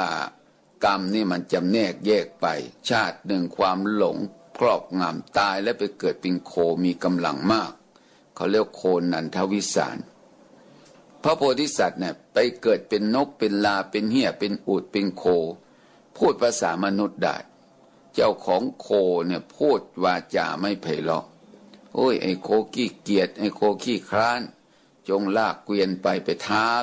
พนันกับไอ้เศรษฐีก็โคมันได้ฟังคำไม่เป็นที่รักก็เลยไม่ลากเกวียนแต่พอมาภายหลังเจ้าของโคเสียใจจิตใจเศร้าหมองโคนันทวิสารก็พูดว่าท่านไม่รู้ตัวเองพูดวาจาอันไม่เป็นที่รักข้าพเจ้าจึงไม่ลากเกวียนท่านถ้าจะให้ข้าพเจ้าลากเกวียนแล้วเจ้าจงพูดคำอันเป็นที่รักแล้วจงไปพนันกับท่านเศรษฐีเราก็จะให้ได้ทรัพย์คืนมาเจ้าของโคก็ไปท้าพนันกับเศรษฐีบัดนี้ว่าเราจะลากเกวียน500นะแล้วก็ให้เจ้าของโคนันทวิสารพูดวาจาอันไพเราะว่าพ่อโคมหาจำเริญพ่อโคนันทวิสารเจ้าจงลากทัพพระสัมภาระเกวียน500ไปเถิดลูกวาจาอันเป็นที่รักมันจับจิตโคนันทวิสารลากเกวียนไปเหมือนกับไม่มีน้ำหนักนี่เห็นไหมขนาดโคซึ่งเป็นสัตว์ติรฉานยังพูดภาษาเนี่ยยินดีในคำอันเป็นที่รักไม่ยินดีในคำอันไม่เป็นที่รักเราก็ต้องเนี่ยดีในขั้นต้นคือศีล ศีลเนี่ยคือกายกับวาจานะเราอยู่ในโลกใบนี้ก็จะมีความสุขดีในขั้นสูงก็คือภาวนาเลยโยมภาวนาเนี่ยสมาธิปัญญาเนี่ยเป็นขั้นสูงสวดมนต์ไหว้พระเนี่ยเป็นการเจริญภาวนาเป็นการเจริญสมาธิไหว้พระสวดมนต์เราจะสวดบทไหนละดีนี่มีหลายท่านถามบทไหนก็ได้ที่เราสวดแล้วทำให้ใจของเราเกิดความสงบการสวดนั้นทำให้ใจของเราเกิดสมาธินะการสวดมนต์จึงชื่อว่าเป็นการปฏิบัติธรรมไม่ใช่สวดบทนี้แล้วจะขลังสวดบทนี้แล้วศักดิ์สิทธิ์สวดบทนี้แล้วคนรักไม่ใช่มนต์มันมีอานุภาพของมันเองเหมือนต้นไม้นี่ญาติโยมต้นไม้ที่เราปลูกถ้าต้นไม้ที่เราปลูกมันต้นใหญ่ใบหนามันก็มีร่มมีเงาอานุภาพของต้นไม้คือร่มเงานั่นแหละร่มเงาของต้นไม้เมื่อมันมีร่มมีกิ่งสาขาใหญ่เวลาฝนตกก็ดีแดดออกก็ดีมันป้องกันมันมีอานุภาพของมันแดดออกมันป้องกันแดดลมมาป้องกันลมฝนมาเนี่ยป้องกันได้นี่อานุภาพของต้นไม้ที่เราปลูกอานุภาพของบทมนต์ต่างๆที่เราสวดมันอยู่ที่เราทำถ้าเราตั้งใจทำแล้วมันก็ผลมันก็มีที่กล่าวว่าใดๆก็ไร้ค่าถ้าเราไม่กระทำจะบอกว่าดียังไงยาขนาดนี้มันดียาขนาดนี้วิเศษถ้าใครกินแล้วก็โรคภัยไข้เจ็บหายแต่เราก็ไม่ได้กินยาถามว่าโรคจะหายมันไม่หายนะอานุภาพของยาก็ทำให้โรคหายอานุภาพของบทมนต์ต่างๆ มันไม่ได้อยู่ที่ความเชื่อถืออ้อนวอนแต่อานุภาพของบทพุทธมนต์คือพระธรรมคำสอนมันอยู่ที่การกระทำถ้าเรากระทำดีผลมันก็เกิดขึ้นนี่ภาวนานะเรื่องของภาวนาทำให้จิตใจของเราชุ่มเย็นสวดบทไหนก็ได้ทำให้ใจเกิดความสงบแต่ถ้าเราสวดแล้วทำให้เรารู้ความหมายรู้คำแปลนั่นมันก็เป็นเหตุเป็นปัจจัยทำให้เรานั้นเ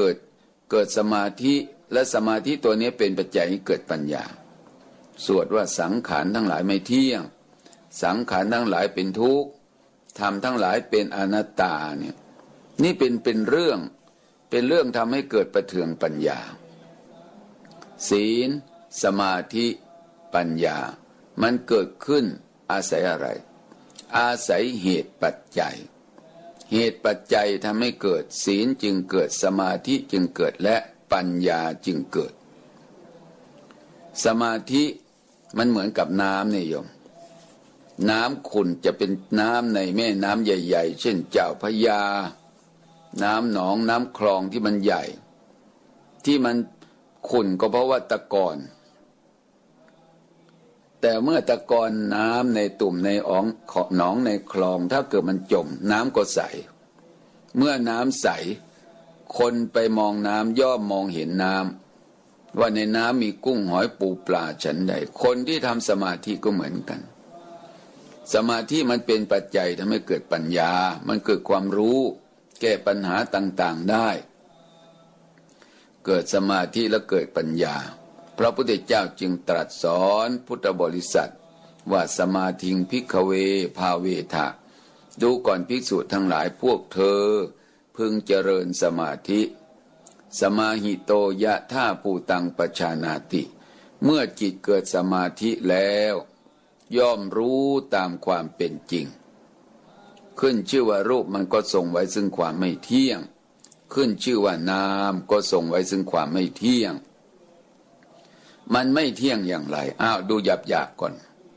หยาบก็บุกข้างนอกก่อนเกิดมาแล้วเป็นยังไงก็แก่สิแก่แล้วเป็นยังไงก็เจ็บสิเจ็บแล้วเป็นไงก็ที่สุดของสังขารก็คือตายเกิดแก่เจ็บตายนั่นแสดงว่าถ้ารูปเที่ยงเกิดมาแล้วก็ไม่ต้องแก่คนแก่แล้วก็ไม่ต้องเจ็บ